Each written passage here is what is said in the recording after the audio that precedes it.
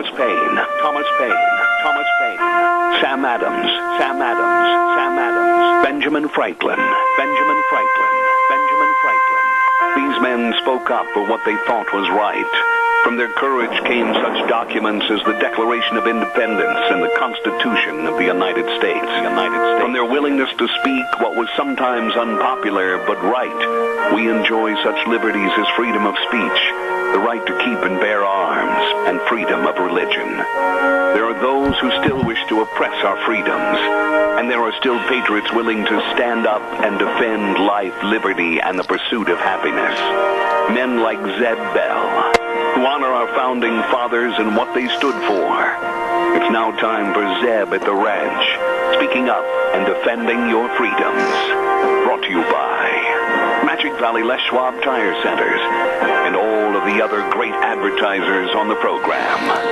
And now, Zeb Bell. How many of you, honestly, have been walking down the street or picked up a paper and saw a picture of an old high school classmate and said, "Why, I can't believe how old people my age are." We've all done it. Morning, everybody. Here comes Kate Smith and God Bless America, followed by a Patriot with our Pledge of Allegiance on a Monday. Good morning. And a good morning to you, Zeb at the Ranch on a Monday, and thank you very much to our major sponsor, and that's, of course, your Magic Valley Les Schwab Tire Centers, all 7 locations serving you with a great big spring tire sale going on right now at all locations.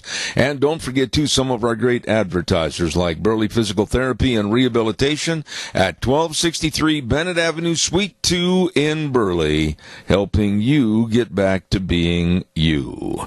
Right now, let's go to the phone line and have our Pledge of Allegiance. Good morning on a Monday. Good morning, sir. My friend. I pledge allegiance to the flag of the United States of America and to the republic for which it stands, one nation, under God, indivisible, with liberty and justice for all. Doug, thank you very much, and call back in a few minutes, as I know you will. Have a great day. Thank you so much. All right, sir. Hey, it's time for the weather. Wheels, I've got to ask you a question. Could you send me just a touch more down the feed line, if you could, please? And I heard a real loud pop a minute ago. Was that something on the air or just possibly something on my feed line? I just thought I'd better ask you. You know, honestly, I think that might have been a pop from when Doug hung up. But no, it was during the Kate Smith. Oh, okay. That must have been the line, but I'll keep watching. All right, buddy. Thank you. Time for the weather, and the weather brought to you by K&R Rental at 256 South, 600 West of Hayburn on the Burley-Paul Highway. The best. This isn't brag, it's a fact. The best of tools and equipment for any and all projects you need right now to get started for springtime. They've got it all for you, and if you're not sure what you need, just give them a call and say to Roger and the crew, "Listen, I've got this to do. I don't know what to get." They'll help. Absolutely. 678-3122, the number to call, K&R Rental. And right now, here's Gina with the weather. A little bit of sunshine for today. Precipitation as we move through the week. Here's a look at your weather forecast. We are expecting partly sunny skies for today. A little bit on the breezy side. Winds out of the south right around 15 miles an hour. Gusts as high as 23 miles an hour by this afternoon. Possible rain showers in the forecast with a high near 65. Tonight looks like showers likely. Possible thunderstorms in the early evening hours. And that could produce gusty winds as well. Mostly cloudy skies. Expecting a low of 46 by tomorrow. 40% chance of showers. Mostly cloudy skies. Still going to be windy with a high of 54. Winds could gust as high as 36 miles an hour. Then by Wednesday, how about a chance of snow showers before noon? Chance of rain showers by the afternoon. Mostly cloudy skies and a high of 50. Got to look at your weather forecast for Zeb at the Ranch. No more snow. Please. Wednesday, she said we might get some snow. My, the weather brought to you by K&R Rental at 256 South, 600 West of Hayburn. As I said, right there on the Burley-Paul Highway. The number to call Roger and the crew, 678-3122. You get a hold of them today. Want to also remind you about my dear friends over at Daryl's Cleaners. Cleaners, and they've been in business for a long, long time, serving you and taking all your rumply crumplies and making them look brand spanking new. I urge you to stop in and see them today. Don't forget, when you prepay, right there when you drop your clothes off, you get a discount, 10%.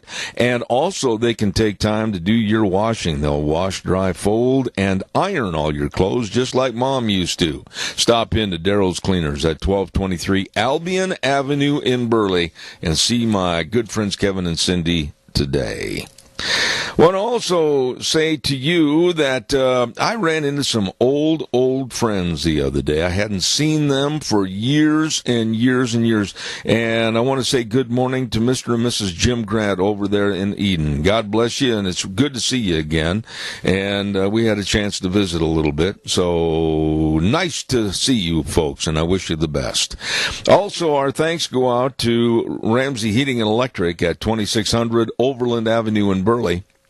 And don't forget, for all, underline that word all, your heating, cooling, and electrical needs, they've got it for you at Ramsey Heating and Electric at 2600 Overland Avenue in Burley. The number to call, 678-0459. They get there early in the morning at 7:30 to 5, Monday through Friday, serving you. And they've been in business over 6 decades. Ramsey Heating and Electric. You stop in and see those good folks today. Here's what's planned for the morning. We're going to give away some cookies to Sophie's Chatterbox at 8:30, and then at 9:06 this morning, we've got Richard Manning coming on the air. At 9:30, excuse me, like I told you last week, we're one of the very, very few to have him on the program, on a program, and that's George Papadopoulos. He's going to be talking about a new book called The Deep State Target, namely about what happened to him. It's going to be really interesting with the Trump administration. And then at 10:06, we're going to talk about the border and the big mess it continues to be every day. And we're going to talk to Gary Goldman. And then, of course, a premiere program this morning at 10:32, Vicky's Country Garden with Green Thumbs, Dirty Knees, and Vicky's Country Garden at 10:30. So that's going to be a lot of fun. Don't forget Denny's Restaurant. Holy moly, we want to take a great big shout out to Denny's Restaurant at 611 North Overland in Burley. And remind you that it's the home of Zeb's Lunch Bunch, and we're going to be back over there in a couple of weeks, as a matter of fact. Don't forget they're located at 611 North Overland in Burley, and the other location that they have is at 291 Pole Line Road in Twin Falls. The best of anything, breakfast, lunch, dinner, anytime, all the time at Denny's Restaurant with really, really nice people serving you. Denny's Restaurant, America's Diner in Burley. All right, calls are welcome and appreciated. 436-2244, 1-866-927-4587.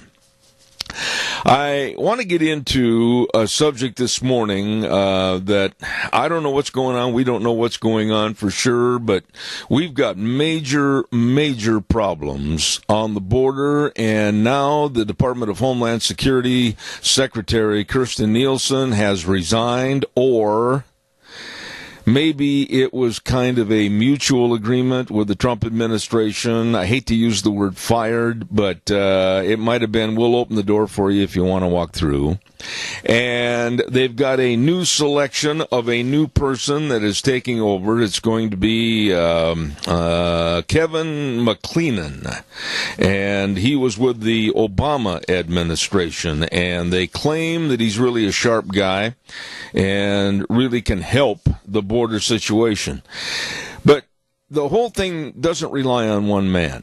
The whole thing, you can't point your finger at one man, whether it was the lady, Kirstjen Nielsen, or whether it's Donald Trump, or whether it is now McAleenan. The real finger pointing needs to be done with the United States Congress.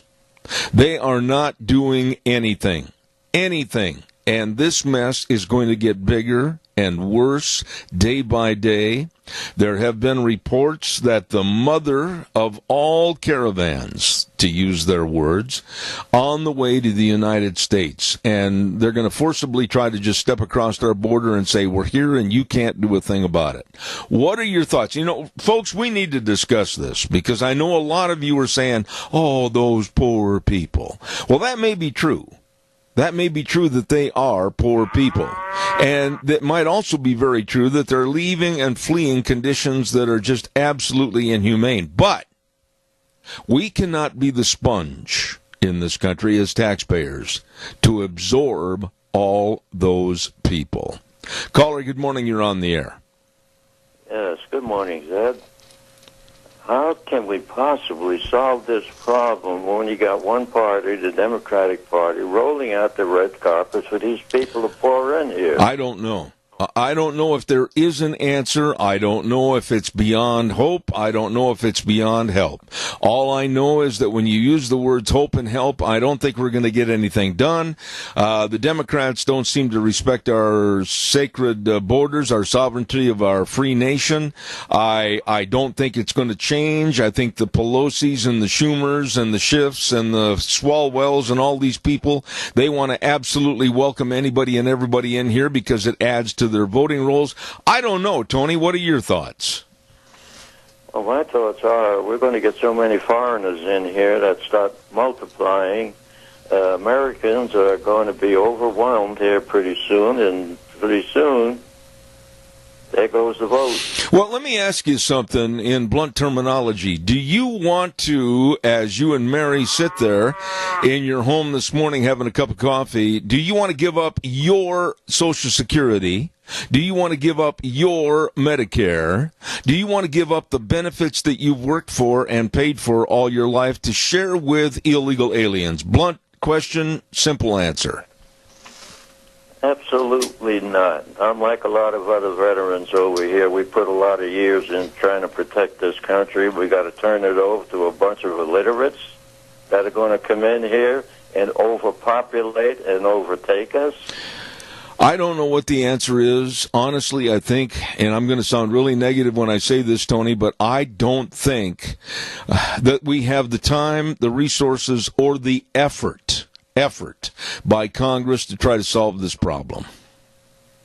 Well, you're absolutely right. I have the same feelings that we're going to be overwhelmed population-wise, and we're not going to be able to do a damn thing about it. I just really worry. Over the weekend, I've talked to a lot of people, and I don't see any bottom line. I don't see the bottom line. I mean, Trump can do all he can to build portions of the wall. He can do all he can for border security, but nobody's going to do anything on the Democratic side of the aisle, and they're really hoping and pushing that they can upturn everything in 2020. I don't know, Tony. I'm really at the end of the rope.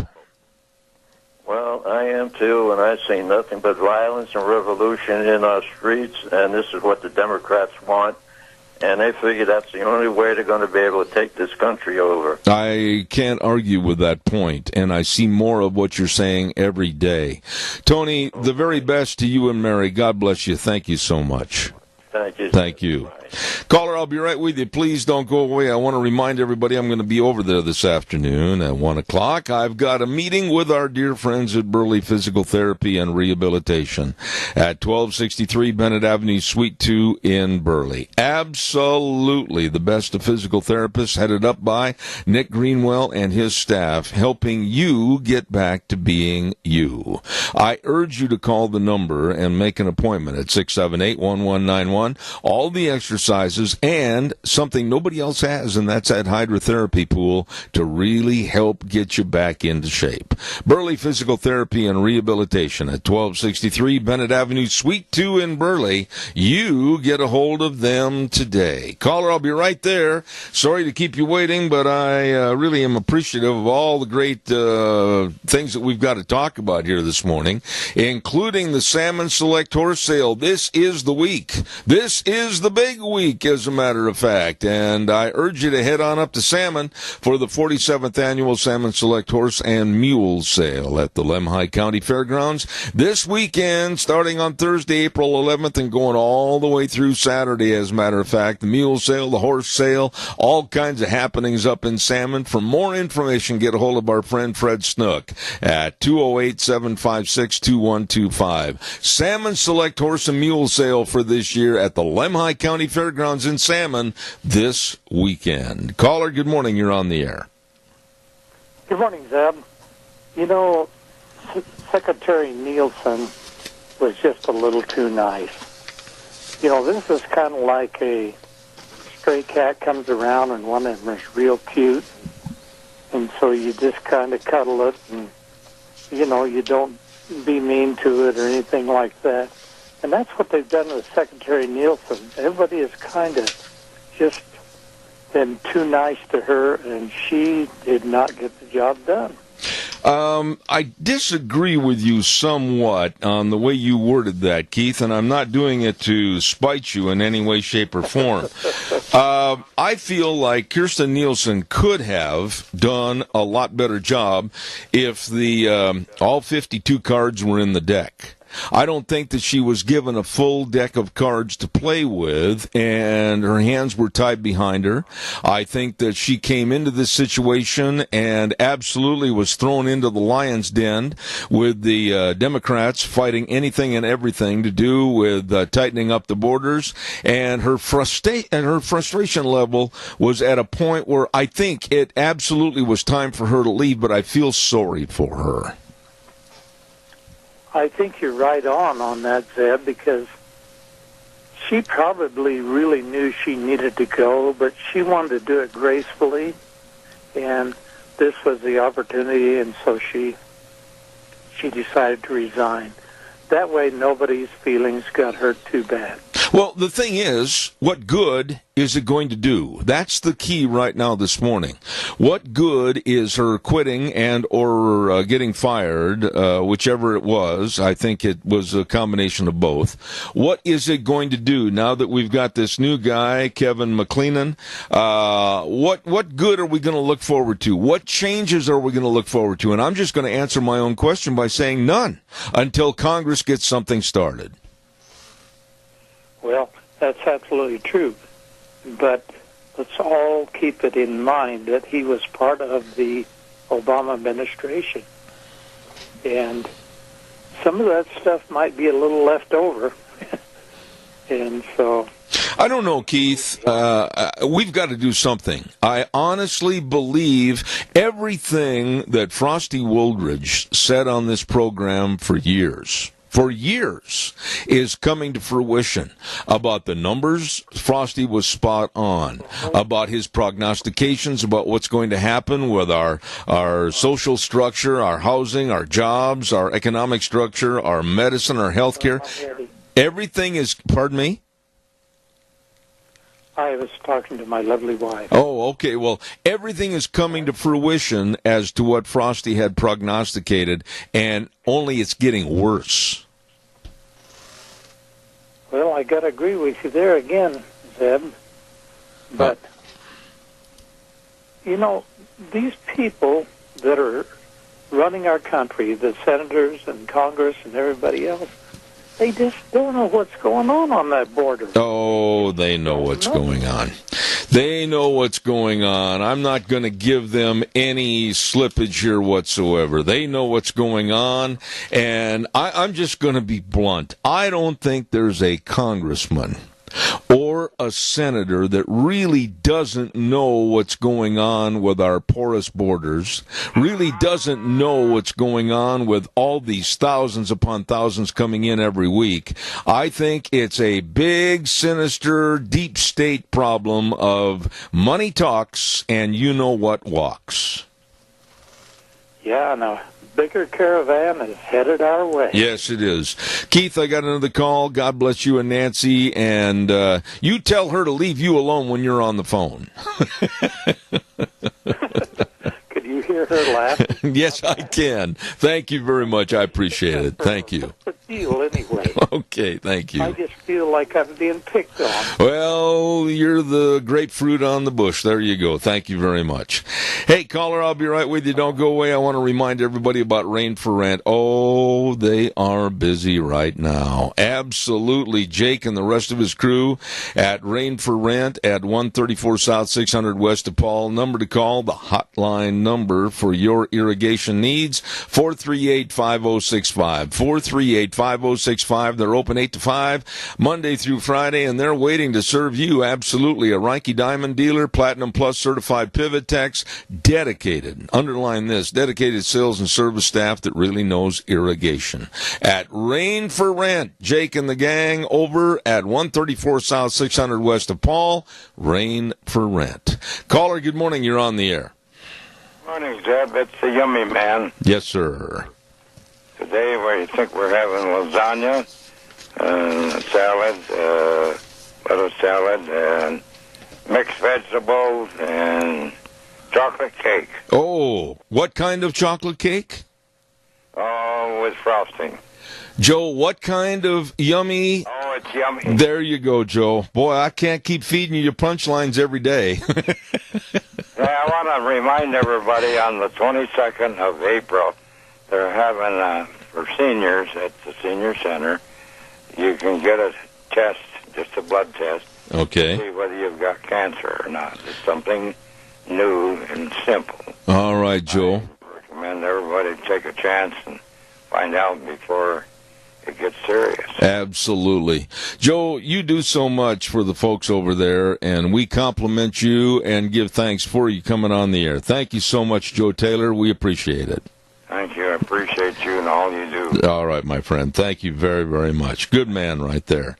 I know some great folks that we haven't had on the program for a long time, and it's good to have them back. Mad River Laser at 502 East Street in Rupert. My goodness, on the east side of the square.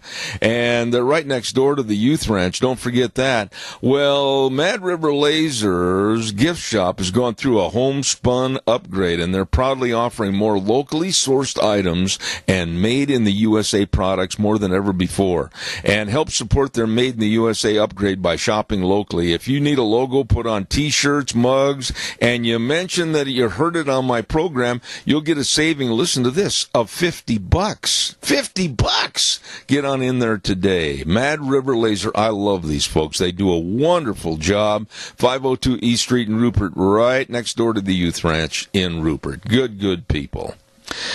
All right, calls are welcome and appreciated, and I think what I'm going to do is give away a dozen cookies right now, and I'm going to give a really, really easy question for this morning, and of course the cookies are from Sophie's Chatterbox at 530 East Street on the square in Rupert, and if you're the winner of our cookies, don't forget that if you'll call them and let them know when you're coming in to pick up the cookies, they'll have them ready for you.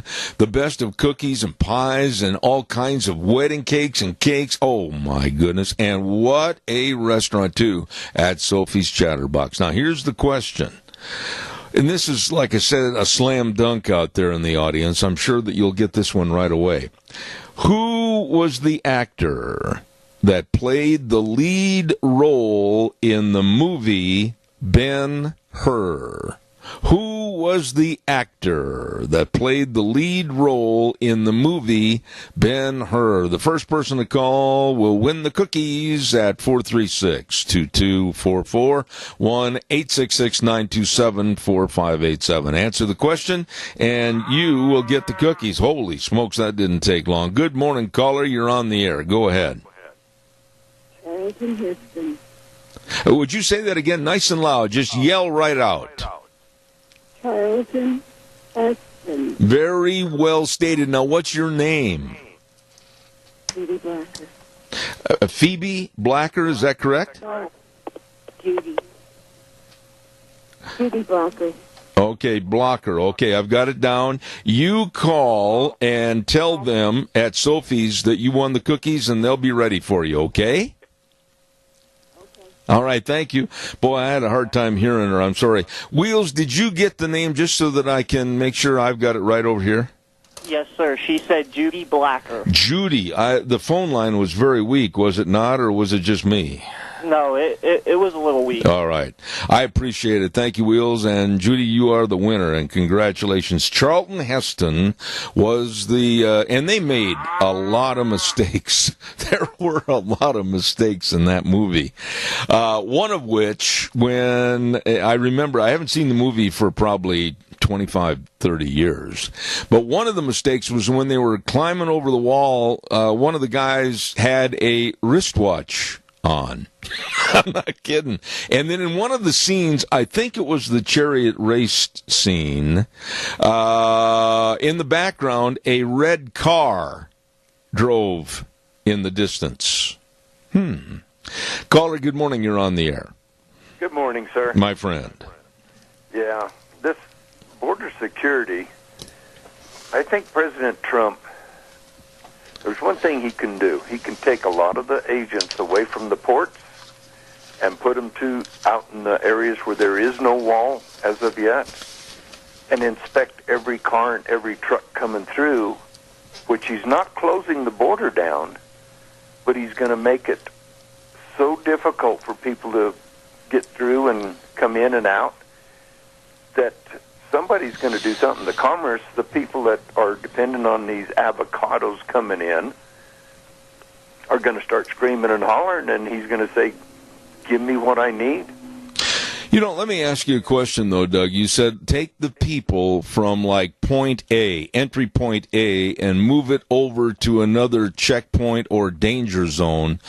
They don't have the manpower. Maybe you'll agree with this or maybe not, but they don't have the manpower right now to be doing any shifting because they're very concerned that at the various checkpoints with the huge volume of numbers that are waiting, that if they take anybody off of those checkpoints, people are literally just going to jump the border. Well, no, what I'm saying is that the port of entries, and they've got walls and barriers on each side of the port of entry, and the people got to come through the port of entry. So take a few of them away, but inspect every vehicle coming through, inspect every suitcase coming through, inspect every truck coming through. Then you're going to get some people's attention. I agree with that. And here's the other side of this coin. I was listening to a news program on Saturday. And why is it Doug Martin's, Zeb Bell, or anybody else's job or our worry about families that are coming here and being turned away? Why all of a sudden now is it put on us that we're inhumane and we're not doing our job as humanitarians? Doug, I don't know about you, but I'm sick and tired of having the finger pointed at us for turning them away and saying, no, I agree with Trump. Enough is enough. We're full. We need to have people stop coming to our border. Our taxpayers can't absorb this. Exactly. And one thing that needs to be done is if you come across the border illegally, you set foot on American soil, you cannot claim asylum. Yeah. If you come through a port of entry, you can claim asylum. But if you step foot and we catch you on American soil, you have committed a felony and you do not get asylum. You go back to where you came from. No child, I don't care. I'm glad you brought up about the children because, I've got to ask you this question. I know you're a good Christian man, and I know that you really care about children and kids in general. But there's been such a absolute outcry against, those children in cages. How despicable, says Nancy Pelosi. But when you stop and think about it, what would be, in the case of being an illegal alien coming into this country, what would be more safe than making sure those children are not going to be molested than putting them in some kind of confinement? Exactly. You're going to put them in with the people, the coyotes that brought them here, the people that are using them to get into this country illegally? Yeah. Are you going to put them in the cages with them so they could be molested and hurt? I'm not going to call them cages because they're not. They are very extensive and very nice living areas for these children to play their games until they get everything figured out paperwork-wise and everything. But to call them cages is low. It's very low. It's not the truth. But what else would you do with these children? Just leave them go, like you said, to be with these the dirty part, the sleazy part of what's trying to jump the border? No, I think we're doing the right thing down there. I think so too. And putting them in the individual areas like they do, it started under Obama. He was the one that started it. That's right. That's right. They failed to realize that. He was doing this way before President Trump even come down the escalator. I don't know. I think every day that goes on, and there are those out in the audience that are going, oh, can't you talk about anything but immigration or illegal aliens? But wait a minute. If we don't talk about it, then everybody turns a blind eye and a deaf ear to the problem, and it's getting worse. It's being exacerbated worse every day. Doug, we got to do something. Exactly. That's exactly right. We need to call our congressmen and congresswomen and tell them, put your foot down. It's time to stop this.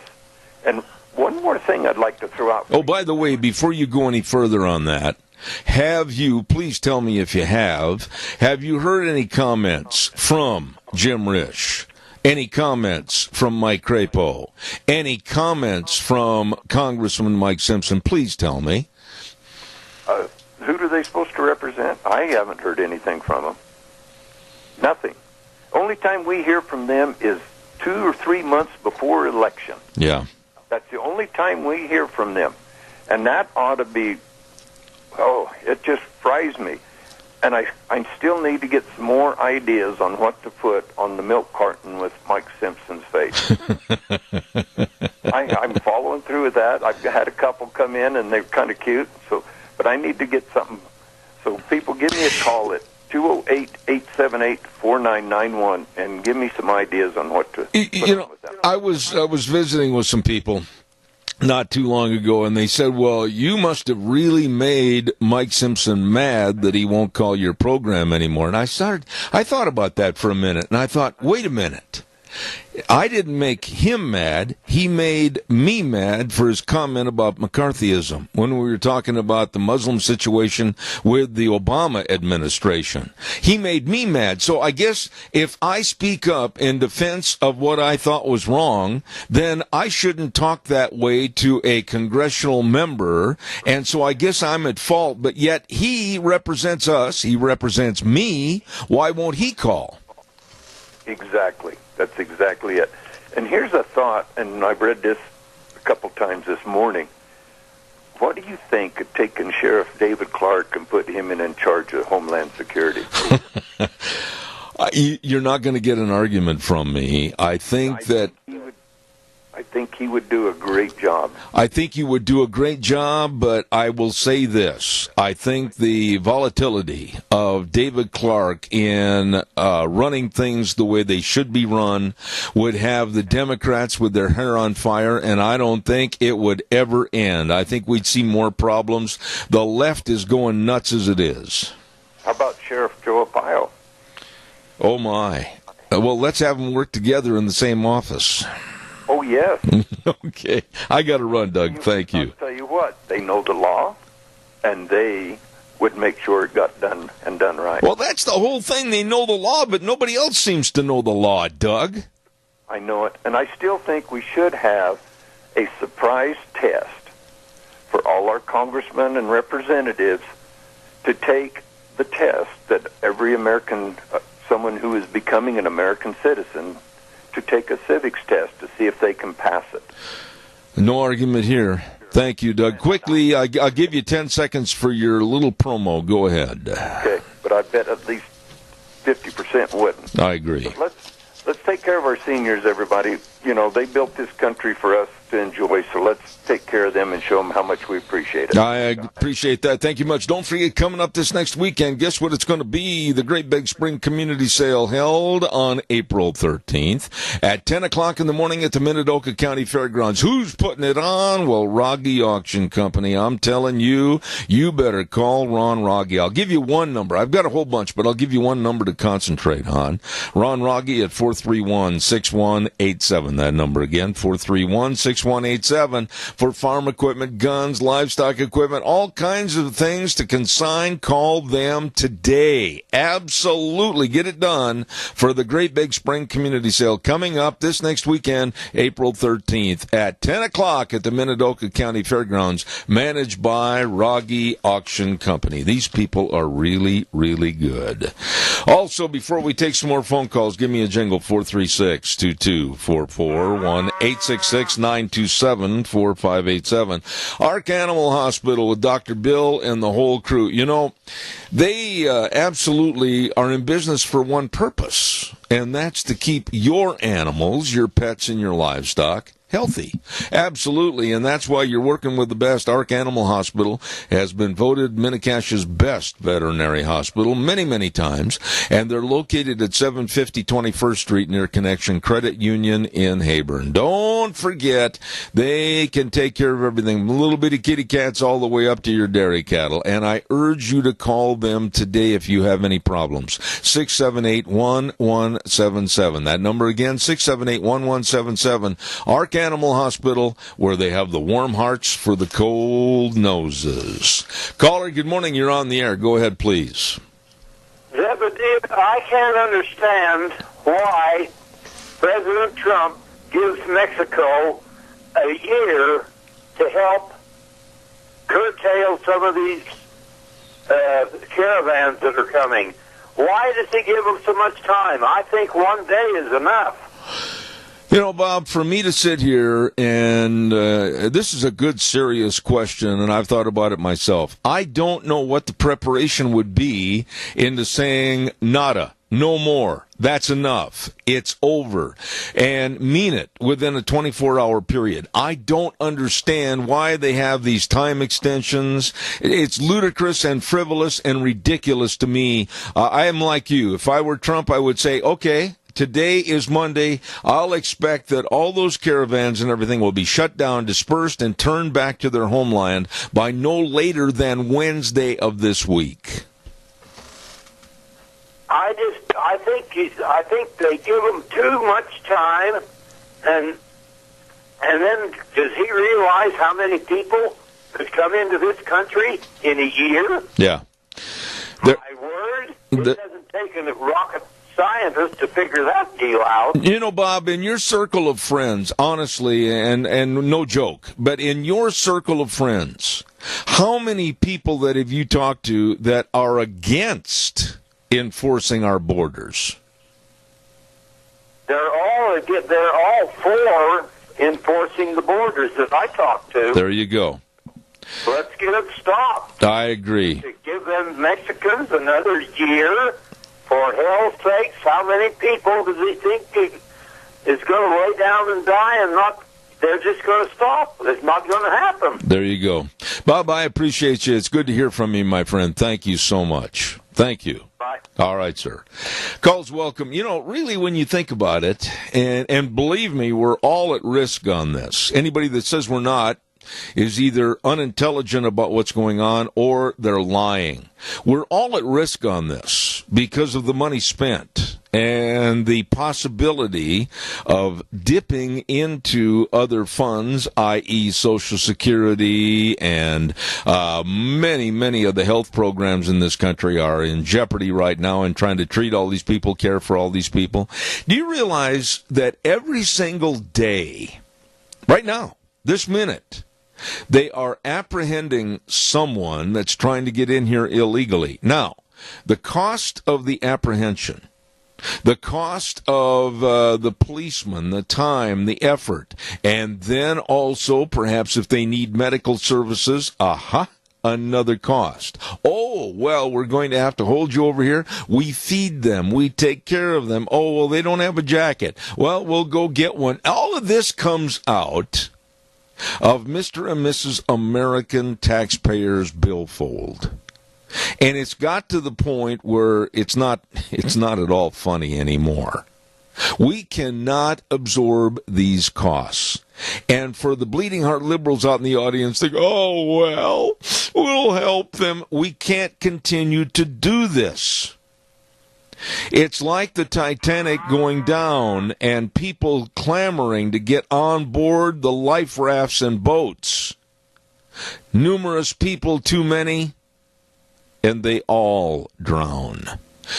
Caller, please, would you bear with me just 60 seconds? I've got to get a weather forecast on here quick. I'm almost late, and then I'll get you right on the air next. Stay with us, please. Don't forget the weather this hour brought to you by Mount Harrison Audiology and Hearing Aids, and they're located right behind the Minidoka Hospital, across from the emergency room. And, I tell you what, if you're seeing any of the red flags of hearing loss, which might be a history of sudden or rapidly progressive hearing loss, or maybe pain or discomfort in the ear area, whatever it might be, or maybe you have a disease that could be impacting your hearing, or medicine. All of these things, let them check it out and help you at Mount Harrison Audiology and Hearing Aids. And the number to call for a hearing screening appointment, 312-0957. You give them a call today. Right now, here's the weather, and then we'll come back with that caller. A little bit of sunshine for today. Precipitation as we move through the week. Here's a look at your weather forecast. We are expecting partly sunny skies for today. A little bit on the breezy side. Winds out of the south right around 15 miles an hour. Gusts as high as 23 miles an hour by this afternoon. Possible rain showers in the forecast with a high near 65. Tonight looks like showers likely. Possible thunderstorms in the early evening hours. And that could produce gusty winds as well. Mostly cloudy skies. Expecting a low of 46 by tomorrow. 40% chance of showers. Mostly cloudy skies. Still going to be windy with a high of 54. Winds could gust as high as 36 miles an hour. Then by Wednesday, how about a chance of snow showers before noon? Chance of rain showers by the afternoon. Mostly cloudy skies and a high of 50. Got to look at your weather forecast for Zebeth Ranch. Oh, would I love to hear some 70 degrees and sunshine. It doesn't look like that's going to happen. Weather brought to you this hour by our friends that really know hearing health, and that's Mount Harrison Audiology and Hearing Aids, and the number to call, 312-0957. Caller, thank you for your patience. Good morning. You're on the air. Good morning, Zeb. Boy, it sure sounds like spring's having a hard time coming, and yeah, it is. It's going to be cold. Yes, sir. What I called about is I have no problem with people immigrating to the U.S. None at all. I think it's a good thing. It's an important thing that we do. However, there's a difference between immigration and illegal aliens, if people coming here illegally. And what I feel that should happen is I think the wall should have been built years and years and years and years ago, and they want to come through the right process. If they're here causing problems, then when we send them back, they got to pay for the reparations to fix the problem, such as court fines or whatever else, before anything else can happen. Mm-hmm. And on the deal with Mexico, if we would tax 10 cents or 20 cents for every dollar that is sent to Mexico by people working here, that would make up a lot of money coming back. I don't remember how many billions of dollars goes to Mexico from people doing funds transfers that work here and live in Mexico.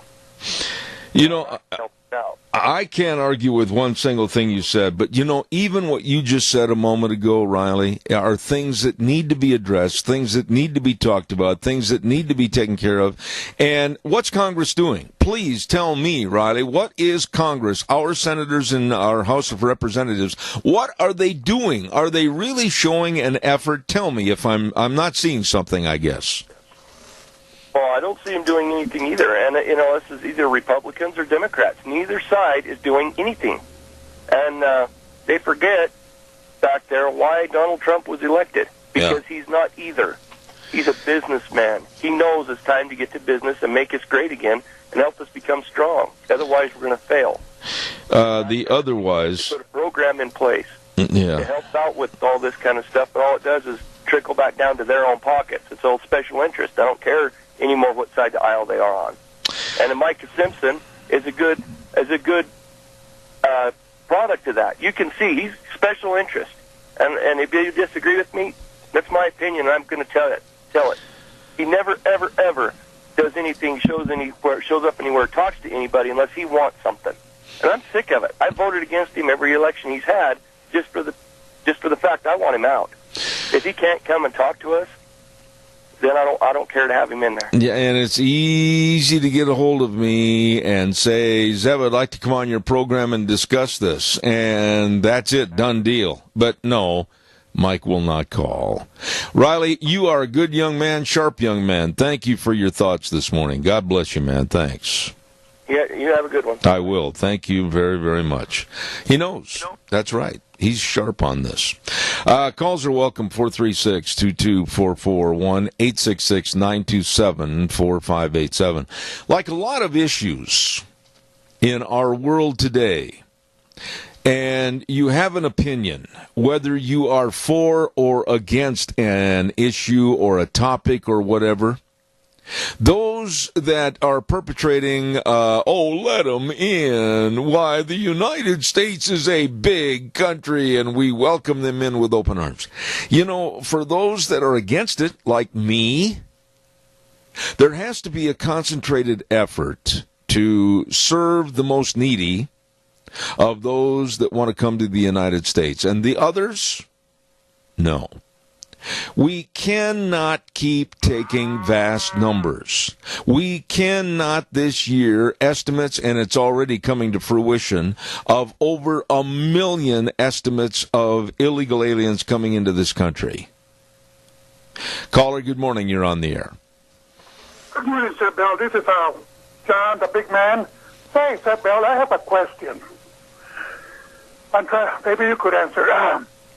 Back in 1958, I started working for minimum wage. I was a teenager then, barely out of my teens.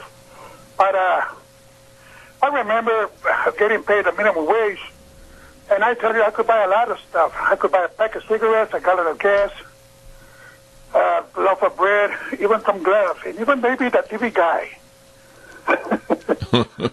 But now with today's minimum wage, all I can buy is a hamburger at McDonald's. Yeah. But another thing I noticed, back in the early 50s, we didn't have as many millionaires as we do today. So what's going on? Well, I'm short on time, and I want to try to get to all points of your questions. Number one, are you saying, and I don't know what your stand is on this, are you saying that with the minimum wage that we should raise it to exorbitant levels of maybe $15 to $20 an hour and treat a minimum wage job the same as a job that takes more technocracy and ability? Now, tell me what you mean there. Well, if we cannot afford a minimum wage raise, then how come back in the 50s when we had 82 cents an hour, there were only a few millionaires? We could count them on my right hand. But now we have over 400,000 billionaires, and we're having a problem with minimum wage. Why is that? Well, my problem with minimum wage is I think it takes away the right of the employer to sit back and say... I mean, listen, Seth, I was an employer, and I could never get anybody to work. So that's why I sold my business. Uh-huh. Well, so what do you think? As a matter of fact, I was an employer. I had two businesses. Actually, I had three. But I was having a hard time with my employees. Well, let me ask you quickly. Let me ask you. I bought one of my employees a car. Yeah. and I paid his rent, and he still quit on me. Listen, please. I don't know what it is. I've got to get this in here, please. Just a second. Oh, I can get a job. Here's a job. Oh, I can get a place. Here's a place. Oh, I can get transportation. Here it is. 3 days later, in the middle of the night, he took out. Yeah. Listen, I appreciate what you're saying, and call me earlier in the morning, the first hour tomorrow, please, because I want to talk to you about this. I just don't want to see any guaranteed minimums for people that are not worthy of receiving that kind of a benefit, and I'll explain that. I think you've got to prove your net worth to your employer before you can start demanding anything like $15 or $20 an hour. That's my own personal thought. Please call me back tomorrow. I'm out of time. I got to get some commercials in. Thank you. Thank you very, very much. I have never been a fan of a forced minimum wage, and I won't be a fan on that, but I really like that, man. He's been such a faithful listener, and I hope he calls back tomorrow when we have more time. Quickly, I've got to tell you this. Barry Equipment and Rental, 3 locations. Absolutely, and I really want you to remember that they've got all the loaders, the excavators, the mowers. They've got everything to handle all the tough tasks of lifting, digging, pushing, carrying, whatever. Barry Equipment and Rental, 159 West Highway 30 in Burley, 465 Addison Avenue West in Twin, and, of course, as I choked to death, the Nampa location. I'll tell you what, they've got the experienced personnel to help you with what you need, and if you don't know how to run anything, by golly, they'll take you out and back in the sandbox, and they'll teach you. At Barry Equipment and Rental, you stop in and see them today. And real fast, I want to give a great big shout-out to our major sponsor, and that's, of course, your Magic Valley Les Schwab Tire Centers. All 7 locations serving you with a big spring tire sale. You can save up to $200 off a set of 4 tires. That's right, depending on the tire size and the type. Hey, get in there. They've got many of their big-name tires on sale for this spring tire sale at all 7 locations, along with the best in brake service and front-end alignment, shocks and struts, batteries, but above all, service reigns supreme. You stop in and see them today. Lane and Rupert, Dave on Blue Lakes and Twin, Mike and Buell, Mike and Jerome, the Twist family in Paul, Daniel on Poline in Twin Falls, and Randy on Overland and Burley, the best. Your Magic Valley, Les Schwab Tire Centers. I'm late, got to run to the news. We'll be back in 7.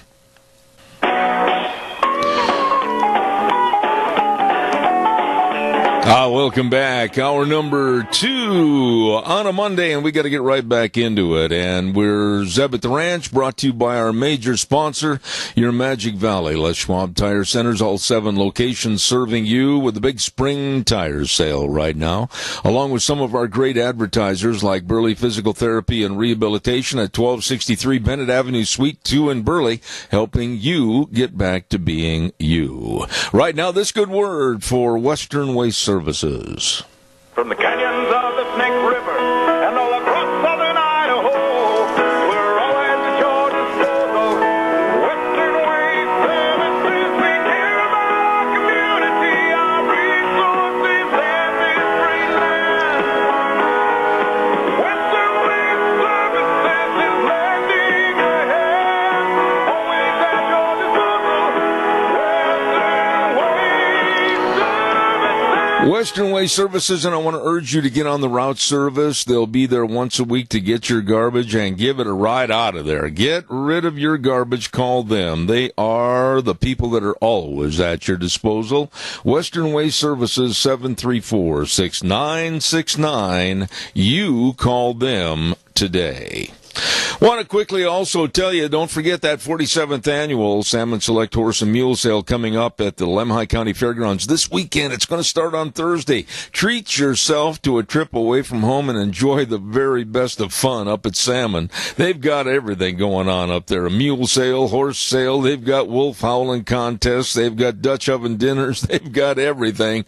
Don't forget it. It's this weekend, the 47th annual Salmon Select Horse and Mule Sale at the Lemhi County Fairgrounds in Salmon. For more information, contact our friend Fred Snook at 208-756-2125. Really good people.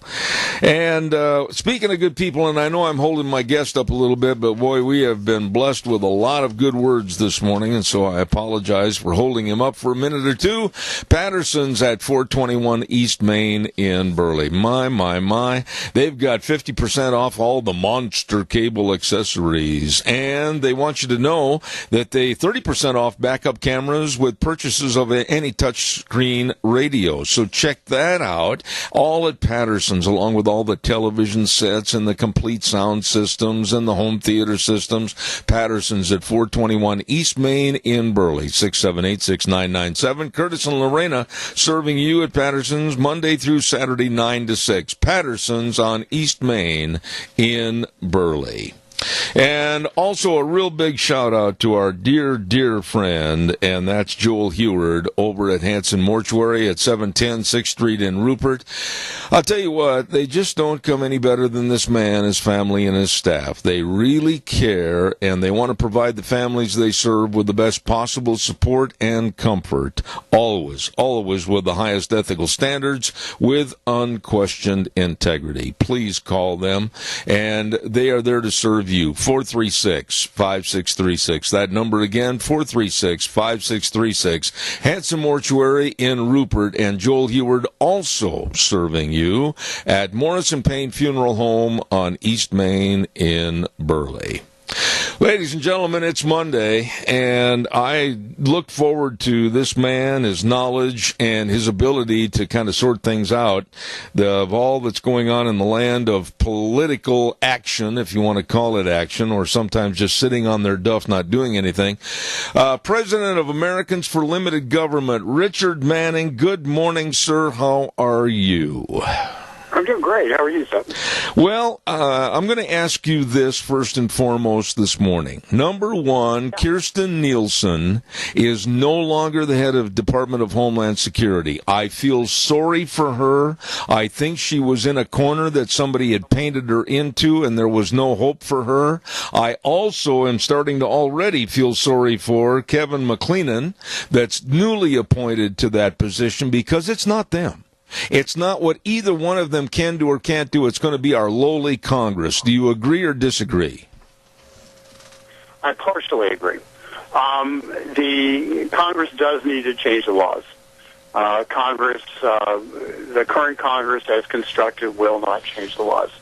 Congress should have funded additional resources for the border. The Democrats in Congress chose to, and the Republicans eventually acquiesced to something dramatically less than that, as did the president, to reopen the government. But the Democrats in Congress shut down Congress for 35 days, saying it's not a real crisis at the border. So, yes, there's Congress bears a great deal of the blame. However, part of the challenge is that some contend here in D.C. that the DHS has been tepid in terms of using more aggressive legal tactics to be able to do what's needed to be done at the border, and and as a result, a really pretty weak, soft, less aggressive, passive would be the right term, legal strategy. Has an interpretation of the laws has hamstrung the president's ability to act as well. So, if this signals that we're going to have a more aggressive DHS in terms of fighting the outcomes of the Democrat process, of the Democrat policies, and if we're going to try to go overturn Flores, which forces catch and release, if we're going to go after those kinds of things and try to go after an emergency to overturn Flores at the Supreme Court, you need a DHS that's behind that and is pushing it hard. And so I'm not certain what all the reasons behind her leaving is, but I don't look at it as being I think she did an admirable job under extraordinarily difficult circumstances. I don't know anybody could do better, but I know there's been some frustration that all the options that might be available have not been exploited. That being said, Richard, you used the terminology in your last sentence about hamstrung the president. Well, couldn't there be a little bit of the blame pointed at Donald Trump and his administration for not working on a more efficient basis to get the points across to Kirstjen Nielsen and Homeland Security? In other words, better teamwork might have prevented some of this. Would you agree or disagree? I agree. Remember, Kirstjen Nielsen was John Kelly's deputy over there. And John Kelly really put her into place in terms of running DHS. And John Kelly, for those who don't remember, he was the chief of staff for the president. So at some level, when John Kelly left the chief of staff position, the betting inside the Beltway was that Kirstjen Nielsen would be leaving DHS shortly thereafter. And so I think that this is less about she was his person.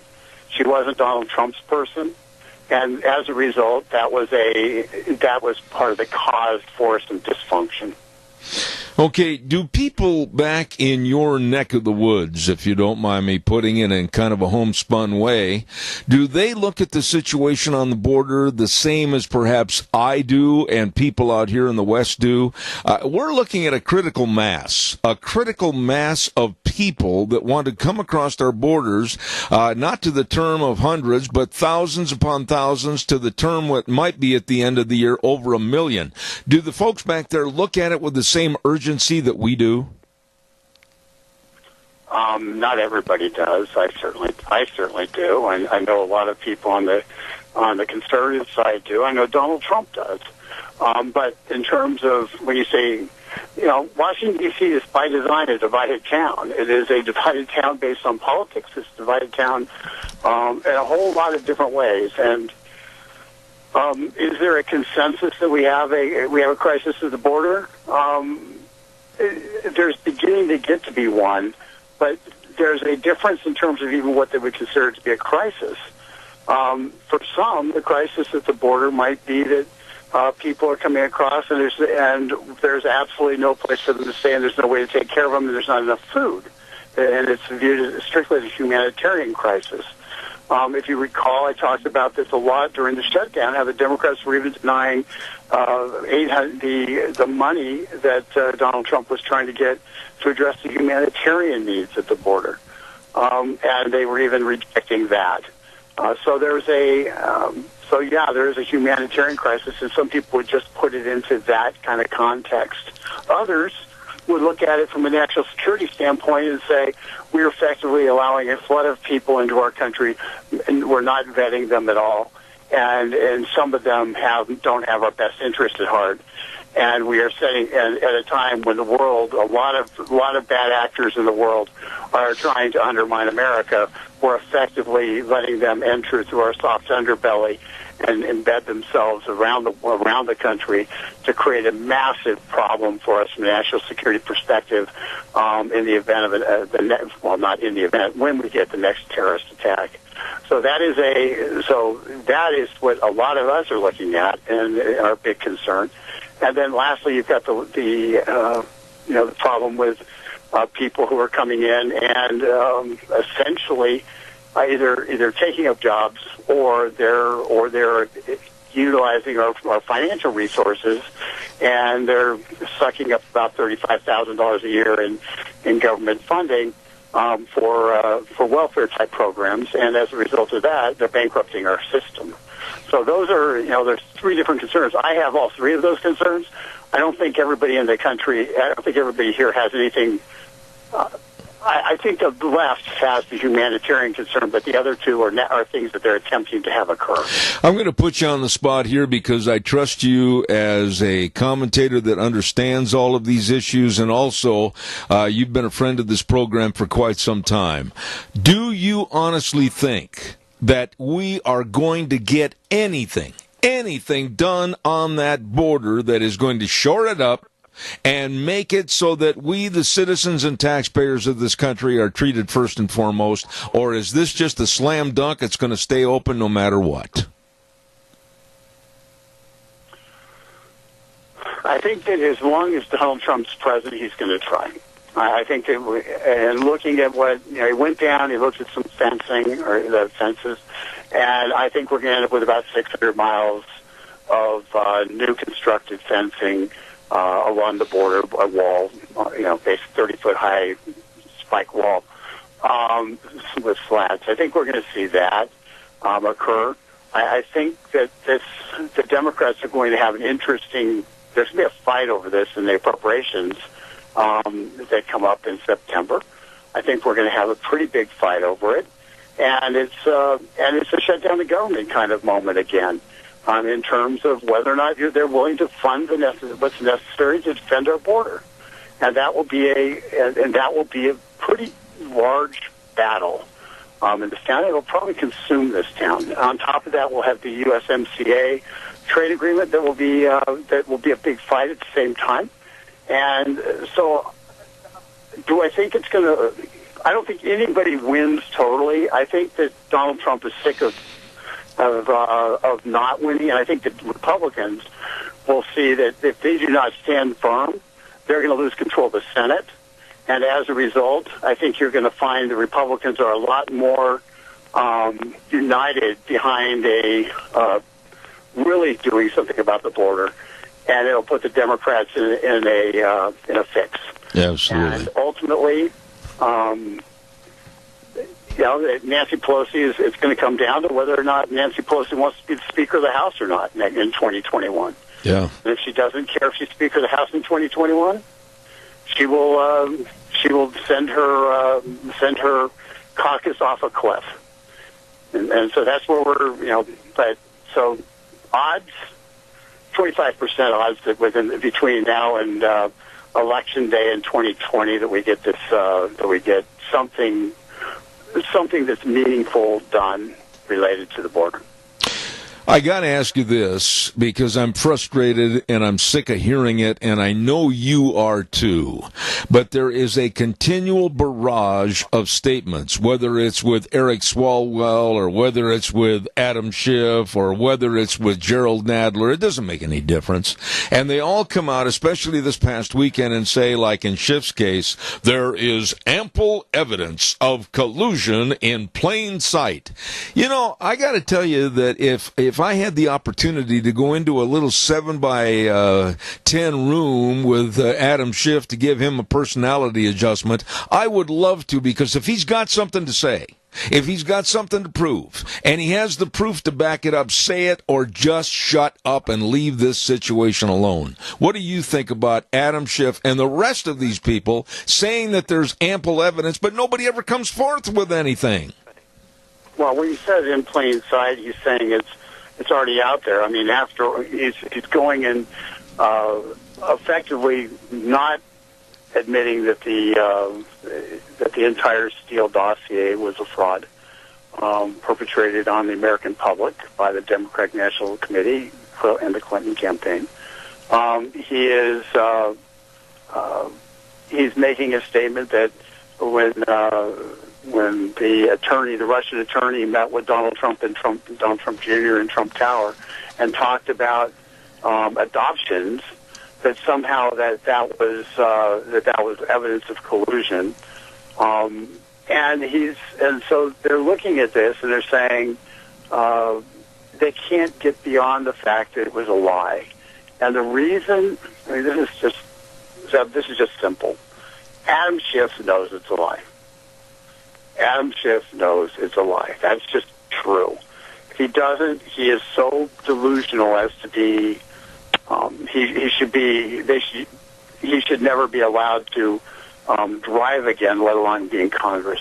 But he has played this lie out through hundreds, if not thousands, of interviews over the last 2 years, and as a result, he has to stick with the lie.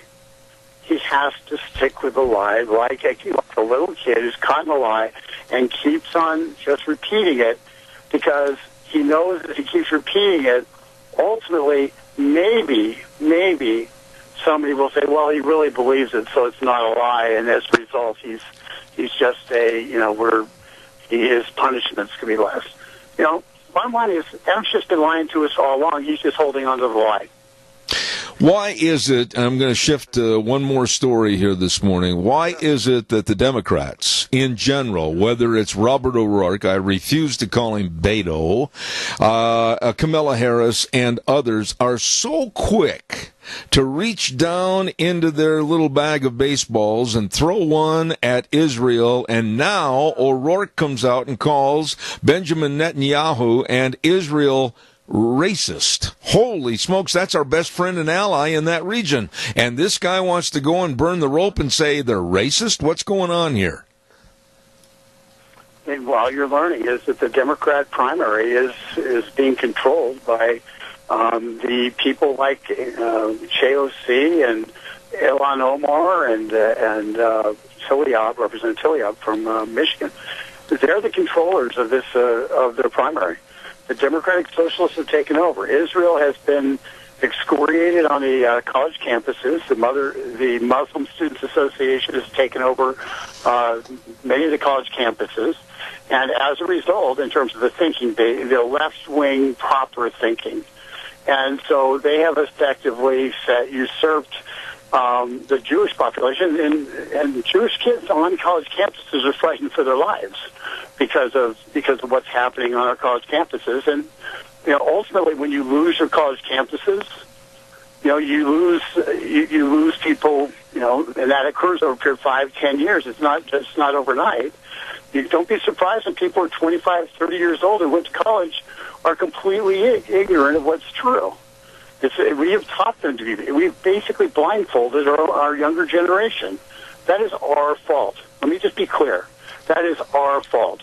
In a state like Idaho, where you control where the supposed conservatives control all the means of power, they need to tell the university systems there, the public university systems there, that we're going to do things like we're going to teach real history. We're going to teach Western civilization. We're going to create a generation of people who go to those schools who actually understand American history, understand the history of World War II. They understand that the Holocaust did occur, and they understand that the Muslims in the region were on the side of the Nazis. Okay, let's be clear. The Muslims in the region were on the side of the Nazis in World War II. And so if you want to, and then they run around now calling people Hitler. Well, you know what? They wear the tag. They had the uniform. They get the approbation from it. So that's what's happened. And so what we have to do, I'm not so much about just complaining about problems, because it is a problem. It's obvious. We have to take back our own schools. We have to take back our own colleges. We have to kick Common Core out. We have to start teaching people how to think again, and allowing them to real critical thinking. We have different ideas, and they're challenged, and they're forced to actually grapple with difficult concepts.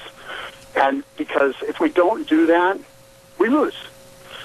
We lose in the long haul. We lose. And it has to start in the states that are supposedly the deepest red states, like Idaho, and build out from there. Because you know what? If I had a kid, I live in Maryland. If I had a kid in Maryland, and I knew the Idaho public schools actually were, at least the colleges, were actually not insane, I'd pay the out-of-state tuition to have my kid go there. Mm-hmm. Absolutely. So it could become a ability to monetize the state government simply by having decent colleges where people can actually learn something that come out of it as liberal robots. Short answer on this question, and it's a very simple question, simplified, I should say, but are we beyond hope with the higher bastions of learning, the colleges and universities, or is it correctable? I believe it is correctable. We just have to do it, and the psychological problem we have to overcome is, at some point in our history, academics have told politicians, stay out of politics. Now, you're trying to politicize the academia by being involved. Well, no. By avoiding that, by not being involved, we've allowed them to politicize it, and we have to take it back. I always look forward to Mondays. I just wished we had more time. The president of Americans for Limited Government. Oh, and I can't let him go. I don't know if he's a basketball fan or not, but Virginia or Texas Tech? I went to the University of Southern California, and I didn't realize we even had a basketball team. But but if I had to pick one or the other, based on everything I've heard and seen, I will go with Texas Tech. Doggone it, I was hoping for an argument. I agree with you. What a way to wrap up the show. They're both very good teams. They're both very strong defensive teams. I don't think Virginia's offensive prowess will be able to overcome the aggressive Tech defense. And as a result, at some small level, if I had a rooting interest, I'd root for Virginia, maybe a little. But in reality, I think Texas Tech wins. Richard Manning, thank you so much for, again, taking your time to be with us on Monday morning. President of Americans for Limited Government, God bless. We'll see you next week. Thank you. Very good. Take care, Jeff. Bye. Good friend of this program, and we appreciate him.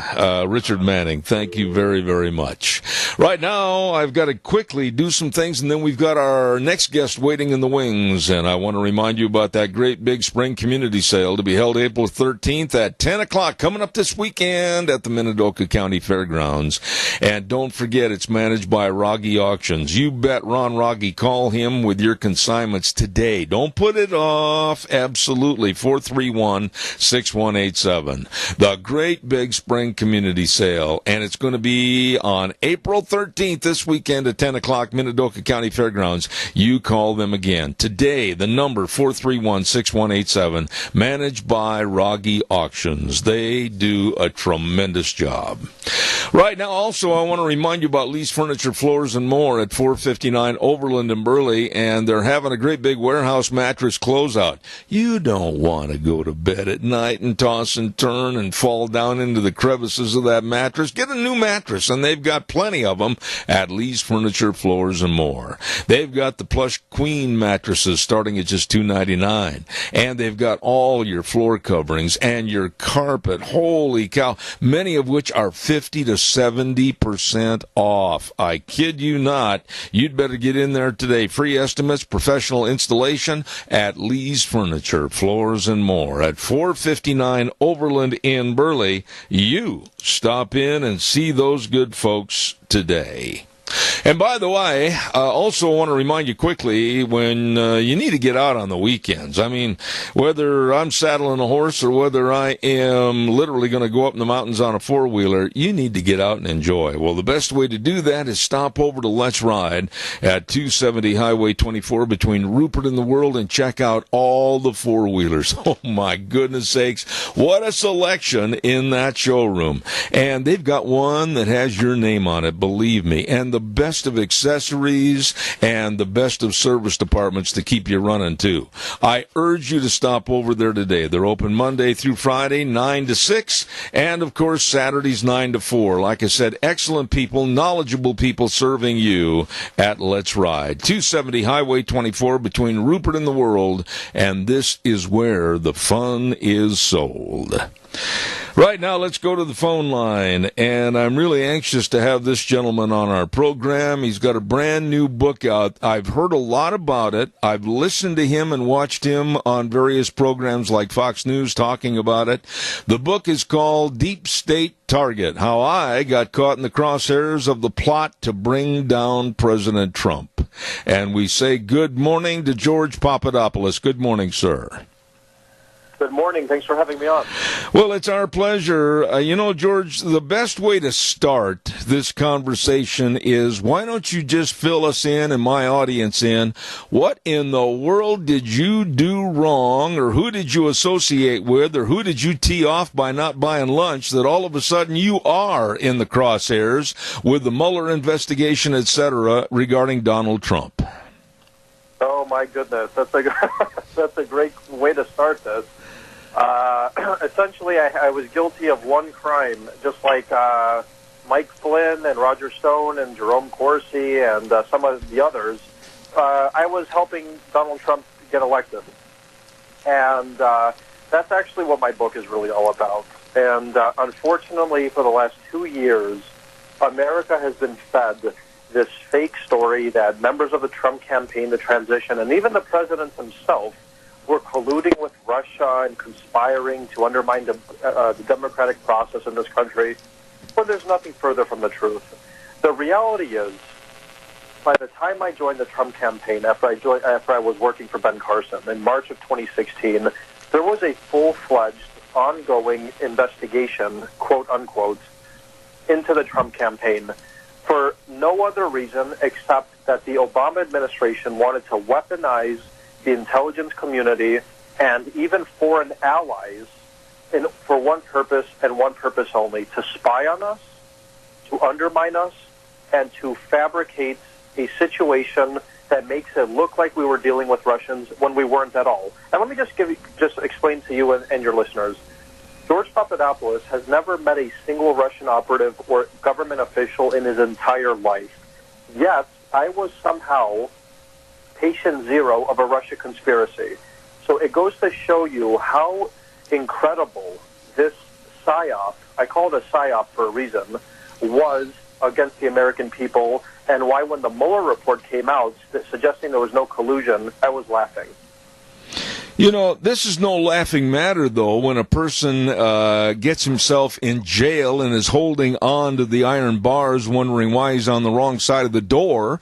Your whole life changed, and tell us a little bit about that. I mean, you absolutely saw the bottom side of society sitting in a prison cell. Tell us about that. Oh, absolutely I did. And look, I live by a motto of, don't get mad, you get even. And by getting even, I wrote my book, which is exposing a lot of these deep state actors who committed this treasonous act against America, okay? I'm going public now. I have a platform, just like yours and others. I've been going on TV that, quite frankly, those 11 nights that the Mueller angry Democrats and the Jim Comey politicized FBI put me behind, those 11 nights in bars, are probably going to end up being one of the biggest mistakes they ever made regarding this investigation, because so much of this hoax went through me, and so many of the setups went through me that they targeted me with, that now that I'm talking and they can't silence me anymore, they've opened Pandora's box. So let me just keep that, and I want everyone to keep that in mind. Secondly, of course, being in prison as some sort of a political prisoner, which that's what it looked like I became, and the same thing happened with Mike Flynn and others. It was horrible. But I was comforted in Wisconsin by even the prison guards who knew that my entire story, and this was an entire fabrication and hoax against the president, and I was treated well, but still I was away from my family, and it was a horrible experience. But right now, it's my patriotic duty to continue to fight, to get this story out there, to educate Americans about the truth. I testified in front of Congress. I educated Congress with information that they did not have before, and I'm certain that a lot of that information is now going to be used in order to open up a new investigation into the likes of the Peter Strzok's, Lisa Page, and others who are behind this illicit investigation. That should have never happened in the first place. George, I'm going to ask you this, and if you don't feel comfortable in answering, I think I'll understand why, but I've got to ask you, how high is up? And when I say that, I mean, how high are the people in certain positions that may have caused this to happen to you or delegated this to happen to you? Does it go to the Oval Office during the Obama administration? Does it go through Bill and Hillary Clinton? You never want to cross them because trouble will prevail itself to you. How high is up? Well, I'll just give the facts now, okay?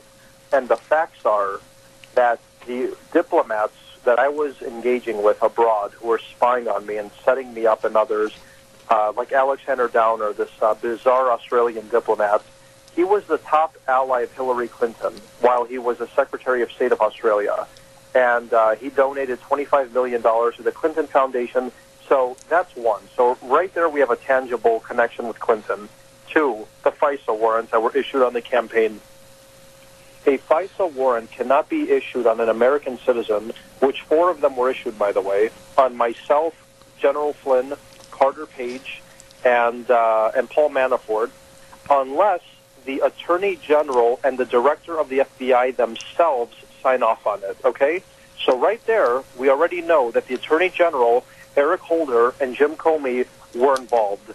Lastly, Peter Strzok was texting Lisa Page throughout the entire ordeal, explaining that the President of the United States wants to know everything we're doing, meaning Obama had his hand in this, and he likely, along with John Brennan and Jim Comey and Eric Holder, were all working in tandem to set this thing in motion. And that's exactly what I believe. The evidence is overwhelming, and I'm pretty sure that's what Congressman Devin Nunes and some other people in Congress now who have these indictments ready to issue against members of the Obama administration think as well. Are you afraid for what you've put in this book or your public speaking tour, et cetera? Do you have the option of always wanting to look over your shoulder, George? Are you comfort with your safety? I mean, you've said and done a lot of things that might point the finger at a lot of very important people. Are you secure in your thoughts?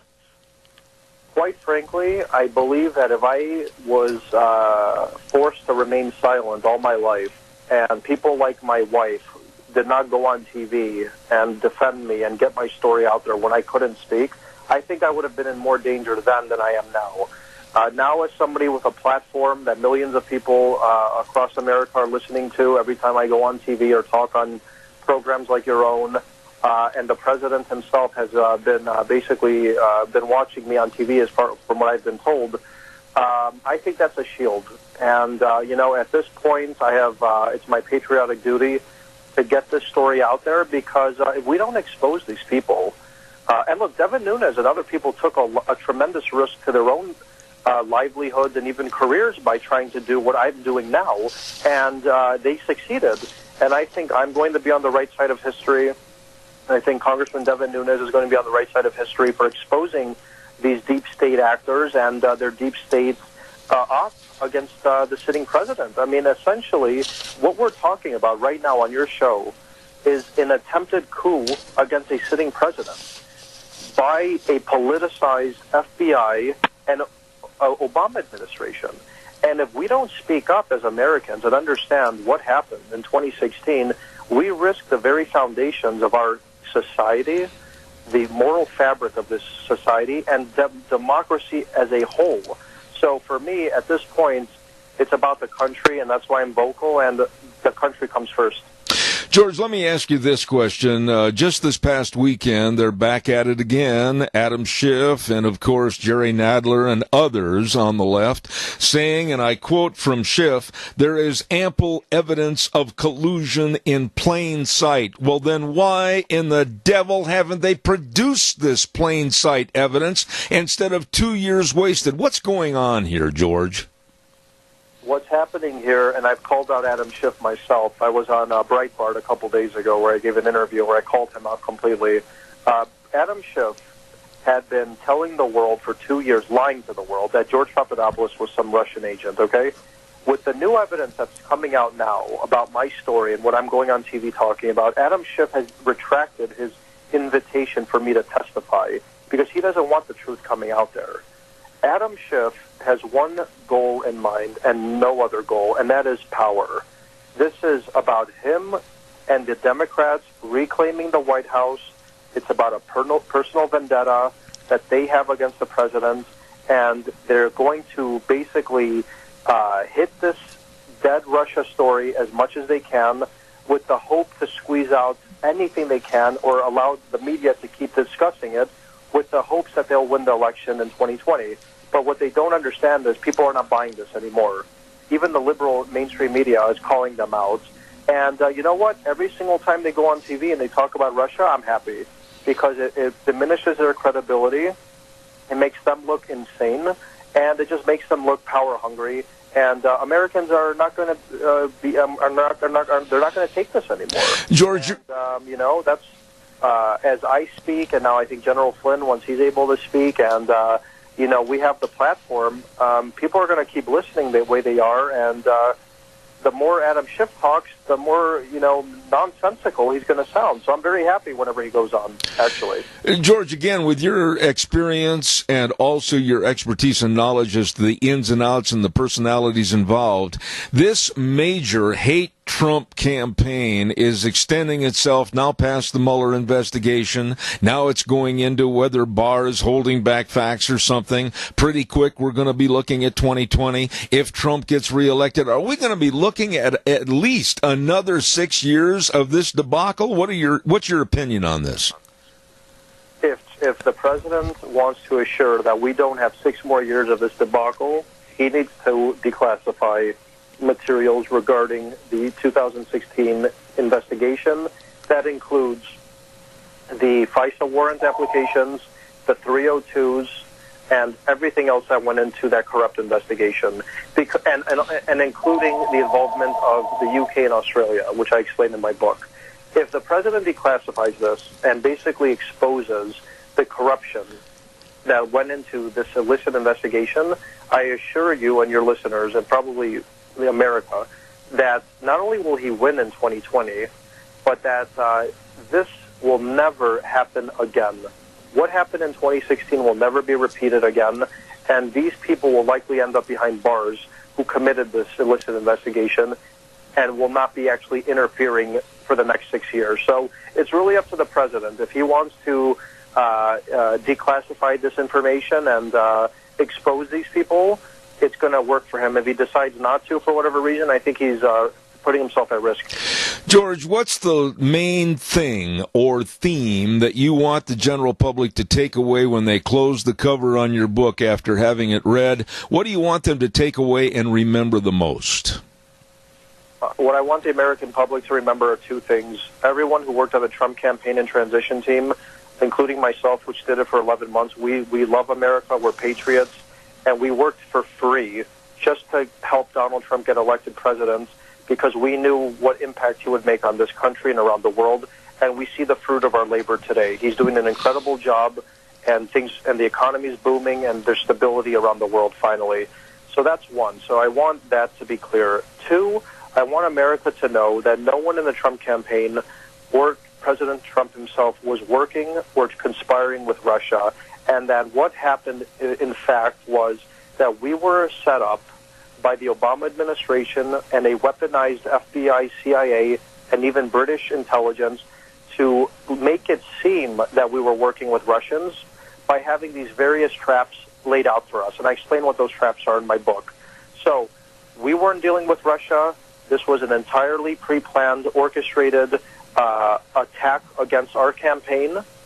And lastly, the people that worked for Donald Trump and the president himself have one thing in their heart, and that's America. They all loved America, and the president is going to continue doing great things for this country.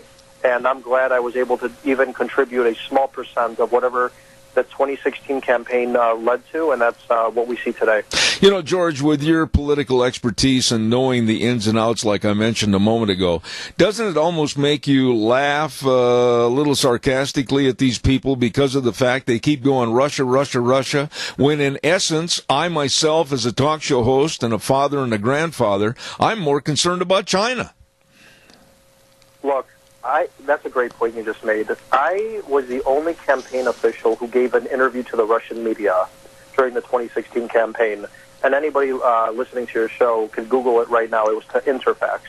And that was exactly what Trump and the campaign were trying to articulate to the world of why we thought it was in the interest of America to work with Russia. It's because China is the superpower that's emerging and is the greatest threat to American interests around the world, not just in Asia, economically and militarily. So by working with Russia, essentially we would handcuff the Chinese. And even Kissinger and Nixon were doing the same thing. That's why they reached out to the Soviet Union and to China. It was to make sure that they never united. And, that's exactly what we were trying to do. Obviously, there were many interests involved that wanted to keep this hot conflict with Russia, probably at the Pentagon, and, some of these neoconservative types that I used to work with myself in Washington, so I know their style. And, they didn't want to compete with China. And unfortunately, China now has been allowed to grow from this peripheral country in the 70s to now this emerging superpower that contests U.S. supremacy around the world, and we're still focusing on Russia, which is a diminishing power. So that's what Donald Trump was talking about. And I really hope now that the Mueller report is out that he'll actually be able to cooperate and work with Russia to some extent in order to undermine China, because that is the real threat, not Russia. Please tell us where the book is available, George, if you would. Yes, my book, Deep State Target, How I Got Caught in the Crosshairs of the Plot to Bring Down President Trump, is available now on Amazon and in bookstores all around the country. You have been very gracious to come on my program, and you answered all my questions, and I really have a lot of respect for you. George Papadopoulos, thank you so much. Good luck with the book. Thank you very much for having me. You bet, sir. Thank you.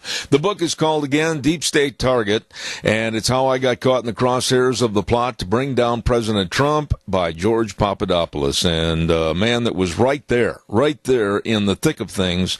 And I've seen him and listened to him on various TV shows, Fox News and others, and a straight shooter, and I'm very happy to have him on the program. Thank you very, very much. Oh, boy, let's see. I've got to get a weather forecast on here real quick. I'm running a little bit behind on quite a few things here this morning, and I'd like to remind you about our sponsor of the weather this hour, Phillips, Oaks, Goodwin, Crane, and Company. They are busy right now this time of the year, absolutely. They get there early in the morning and stay there late at night, burning the midnight oil with all the accounting services to the Mini-Cash area, as they have been for over 50 years. The best of tax return preparation, tax planning, financial statement preparation, retirement planning, all of this and more, with 2 locations to serve you, in Burley and Rupert. Don't forget the pros. Don't forget the best. Working for you, your family, and your business, Phillips, Oaks, Goodwin, Crane, and Company. And right now, here's Gina with the weather. A little bit of sunshine for today. Precipitation as we move through the week. Here's a look at your weather forecast. We are expecting partly sunny skies for today. A little bit on the breezy side. Winds out of the south right around 15 miles an hour. Gusts as high as 23 miles an hour by this afternoon. Possible rain showers in the forecast with a high near 65. Tonight looks like showers likely. Possible thunderstorms in the early evening hours. And that could produce gusty winds as well. Mostly cloudy skies. Expecting a low of 46 by tomorrow. 40% chance of showers. Mostly cloudy skies. Still going to be windy with a high of 54. Winds could gust as high as 36 miles an hour. Then by Wednesday, how about a chance of snow showers before noon? Chance of rain showers by the afternoon. Mostly cloudy skies and a high of 50. Got to look at your weather forecast for Zebedee. Oh, my goodness. Gina, no on the snow, as she's calling for possibility of that on Wednesday morning. Hey, the weather brought to you this hour by Phillips, Oaks, Goodwin, Crane, and Company. As I said, providing accounting services to the Mini-Cash area for well over 50 years. They are busy because they're the best at serving you. Once again, their office locations in Burley and Rupert. Don't forget the name. Give them a call. Phillips, Oaks, Goodwin, Crane, and Company. We've got time for a couple of calls real quick. Give us a jingle on the landline at 436-2244, 1-866-927-4587. And love to hear what you have for remarks. Give us a jingle. I did see something in the paper, and I have been following this story over the last couple of weeks about oil prices gushing skyward. Just about the time that the American public has kind of reestablished themselves with maybe a little savings in their pocket, maybe contributed to more savings at the bank or any savings account, and fuel, of course, a commodity that we can't do without, especially out here in the western states. And now they're talking about the price of gas may, to use their terms, skyrocket. I hope not. I hope not. And I hope the cooler heads will prevail. I know they're talking about a gas tax. I know they're talking about other various and sundry ways of trying to pay for infrastructure. And I'm just really concerned. I mean, our seniors and everybody else have kind of taken a sigh of relief for the last couple of months, whatever, with lowering gas prices and having more money, more spendable income for other things with the family, maybe adding to other things for their home. And now they're talking about pushing that price of gas back up higher. Calls are welcome, 436-2244, 1-866-927-4587. Well, I have a minute waiting for your call. I want to remind you, too, about Cameron and Siemens Insurance, Highway 24 in Rupert. Oh, my goodness sakes, life insurance, health insurance, retirement planning, employee benefits. They really care. And they are dedicated to serving you. Very accessible and devoted. All you need to do is kind of pick the football up and you make the first play. Give them a call at 436-4424. That number again, 436-4424. Cameron and Siemens Insurance, serving you. Caller, good morning. You're on the air. Yes, sir. That was a good deal with Papadopoulos. That was a good interview. Thank you. And one thing Adam Schiff and the left have done, and I can't remember who said this, but it is easier to get someone to believe a lie than it is to convince them they've been lied to. Absolutely. Yep. Doug, I don't want to sound negative on here because I'd like to think that we have somewhat of hope in the future.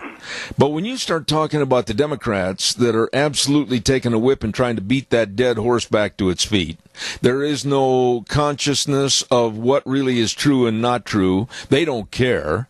They just hate Trump. I don't see that situation changing for the better. I don't see the border situation changing for the better. Our Congress just isn't doing anything. And that's where the American people need to step up and let them know who they work for. I mean, don't call and be nice. Call and demand. Absolutely. Be polite, but demand. Well, this attitude, and I've said it many times on my program, and I think you'll concur, is too many times constituents, when they have a Lincoln Day banquet or they have some other function where the political top-notch are there, they always go up with kind of a hat-in-hand attitude. Oh, please, Mr. Politician, may I just have 30 seconds of your time, your humble person that is your constituent. Baloney.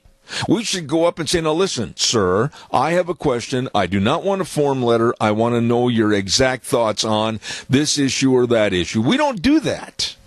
No, and it shouldn't be how they feel about the issues, our representatives and senators. They are representing us, so they should vote how we feel on issues. Absolutely. It's not them. They are not a monarchy. They are not a dictator. They do our bidding and our will. Well, this falls right in accordance, and I'm almost out of time, but this falls in accordance with the gentleman I've got coming up this next hour, and his name is Gary Goldman, and he's nationally recognized as a host of Business, Politics, and Lifestyles, a weekly talk show, etc. We're going to talk about the border and Mexico and the Border Patrol. Don't miss it. It's coming up in a few minutes. Doug, God bless you for your call. Thank you so much. Thank you. Hey, by the way, our good friends over at Magic Valley Irrigation, Jeff and the whole crew, they want to say, hey, thank you to all the farmers and ranchers and dairymen for all their support last year.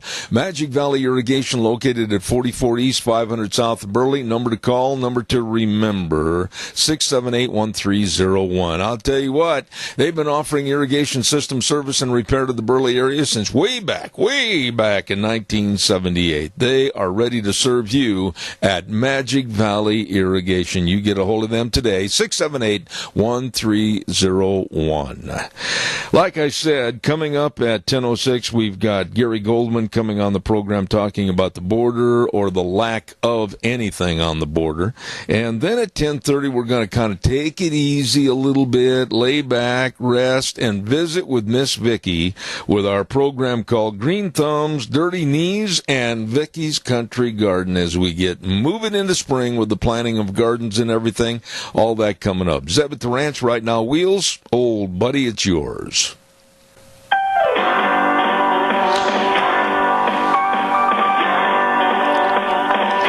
Oh, good morning. Welcome back on. It doesn't look that bad outside right now, but the weather forecast, they're calling for rain and wind at 35 miles an hour, and then possibly Wednesday, snow. Oh, my goodness.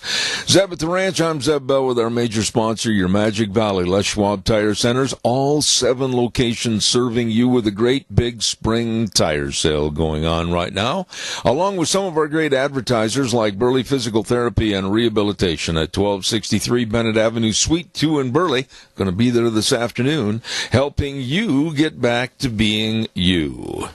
Want to remind you, too, on Thursdays, we take time out of all of our interviews and everything, and We have a segment called Cassia County School Days, brought to you by Child's World at 1308 Overland in Burley. It's a family store, and I urge you to stop in and see those folks. I mean, whether you need clothing for the little ones or games and puzzles and toys or furniture, whatever the case might be, it's all there at a Child's World, 1308 Overland in Burley. And they bring you Cassia County School Days on Thursdays at 10:10, right here on Zeb at the Ranch. Wow. We're going to talk to another gentleman that really understands and talks about daily the problems on our border, and he is the nationally recognized host of Business, Politics, and Lifestyles, a weekly talk show back in Boston, Massachusetts. My goodness, I bet he's a Red Sox fan. Good morning, Gary Goldman. How are you? I'm doing wonderful. How are you? And yes, I am a Red Sox fan, but more so a Patriots fan, but that's okay. Oh, my goodness, we're not going to get along. End of interview. See you later, Gary. Well, we could, easily talk sports. It would probably be a lot less of a headache than talking about this border crisis that we have going on. Well, it is a crisis. Now, that was going to be my first question right back at you, Gary. Do the people in your neck of the woods back in Boston and the surrounding area, states, etc., do they appreciate and understand what we in the West are seeing and living through as far as illegal alien invasion? What are their thoughts back in your part of the United States? I do believe they understand what you're living through, but here in, pretty liberal Massachusetts, they, let me just backtrack a little bit. We have numerous cities and towns throughout the Commonwealth of Massachusetts that have gone to sanctuary cities. We have some cities that are welcoming immigrants, legal or illegal, that kindness that they think they're providing to those that are entering the country illegally without wondering about your neck of the woods, what ramifications that's having in your neck of the woods. So, it's an ongoing battle when when I'm on the air and talking to people, because, the first message I like to talk about when they bring up immigration, and I always tell people you're missing one word, and it's called legal immigration. Right. If we're dealing with legal immigration, it's one story. We're now dealing with illegal immigration, and that's having a negative impact on this country on so many different aspects. Gary, on your program, and I'm sure you do this, but do you go in and divide this problem, and it is a huge problem, into various aspects of whether it's the drug cartels with all the illicit drugs coming into this country? Is it the economic problem of the United States being basically the sponge to take all these people in and then pay for everything? Or is it about who we don't know is coming into this country and what they represent? I mean, when you start talking about all the different fingers in the pie, yes, we have a crisis. We definitely have, there's no doubt we have the crisis. And I think you have to look at each one of those segments that you just talked about, one individually. I think each one of them, I know drugs, gangs, are having a tremendous impact on the communities here in Massachusetts. There's no doubt about it. I think we have to look at each one of those as a major issue and a major problem. To keep kicking, we've had so many administrations kicking the can down the road and ignoring the situation. We finally have a president who's saying, listen, we have to deal with the problem. I'm not going to kick the can down the road. I'm not going to sit here and say I did my best, look at the people don't want it. He's going to try and resolve the problem. And he has laid out to me that there is a crisis. Those want to, a lot of people want to close their eyes and pretend this isn't happening. There is a crisis, and it is affecting everybody. And one way or another, it's going to affect those of us in Massachusetts, whether my liberal friends in the state want to admit it or not. And it's socially and economically, communities do not have the funds to take care of these individuals that are coming into their community, whether they want to welcome them or not. There's not enough money to do it. Schools are being affected. Hospitals are being affected. The same as your neck of the woods. Same type of problem. But how do we, I guess there's one group of people, Gary, that quite frankly, you and I, as far as what we do for a living, we're not stimulating the public enough to get up and, kind of like American Gothic, the painting, pick up a pitchfork and demand that something gets done. Well, maybe we're not doing our job. Yeah, no, and maybe maybe we have to do it a little more consistently and more on a regular basis. I mean, I talk about immigration several times every week. I mean, in Massachusetts, I know what I'm up against. I know what the majority of the voters want and what they're looking for. That doesn't stop me from saying what I have to say. But I think part of the problem here is, there's people, the way they get their news and the way they get their information, they look at a headline, they listen to the mainstream media say there's no crisis, even though there is a crisis, and even with that, that they're now, even some of the mainstream media are starting to say, look, there is a crisis, but maybe it's the way the president's talking and handling it. But I think we're doing our job. I think there's just people become complacent. People don't understand the immigration issue, and I think some don't want to understand it because they just don't want to deal with it. But it's the way it's laid out on a regular basis by a lot of the mainstream media that makes it sound like you and I are creating more of a problem than there really is. Absolutely. If you ever have that said to you, I have it said to me all the time. Yep. That, you're preaching way too much about this, and it's not as big a problem as you're making it out to be, and I totally disagree. Okay, but right there's the key. You're saying too much about it. You're making it a bigger problem than what it really is. Gary, I've been on the border numerous times. I know what the border is. I know what it represents. I know what our Border Patrol people are going through. I've had numerous of them on my program. And I've had the ranchers and people in that area on my program saying about how their property is absolutely diminished and denigrated every single day of the year. I mean, why can't people take the blinders off and really see the problem? I think right now it is purely politics. It is a hatred for Donald J. Trump. I agree. And anything that this man says, they're going to look at and question and doubt whether there's truth there, even though you and I know that there's truth to it. Look, I talked to different law enforcement people across the country. Saturday or last week, one day, I talked to Sheriff Mark Lamb in Arizona, who fights that fight on a regular basis, and explained to me what's going on. And I've talked to people that have been to the border that see it on a regular basis. So we can pretend that it's not happening, or just because we dislike this president, ignore it. It doesn't eliminate the truth and the facts that it's happening. And you know what? We're at crisis stage right now. This is escalating at a level that I'm even a bit surprised at. But when the sign says "Welcome, come to America," all you have to say is you need asylum. What did we expect with that type of message, sending that type of message? Absolutely. Gary, I have had many guests on my program talk about the numbers and the inflated numbers for what they estimate will be coming across our border illegally this year. 1 million is a number that has been thrown out many, many times, and we're already seeing the possible effects of that 1 million number come into fruition. I'm scared to death about the next caravan. I'm scared to death about what they call the mother of all caravans coming to the border. The people that are working on our border for security, our Border Patrol agents, are being overrun, overwrought, overworked, and they can't handle more people. They've become babysitters. The facilities along the border were never set up for what we are dealing with today. Before it was quote-unquote male individuals crossing the border. They were not set up for families, for sick individuals, for the criminal element that is taking children who, in many occasions, they're not even their children, and trying to use them to get across the border. We were never set up for this, and we need more resources at the border. There is no doubt about it. We need more resources to help slow this process down. Truthfully, I think that $1 million figure number we're going to find out it's low. It's quite low. Yeah.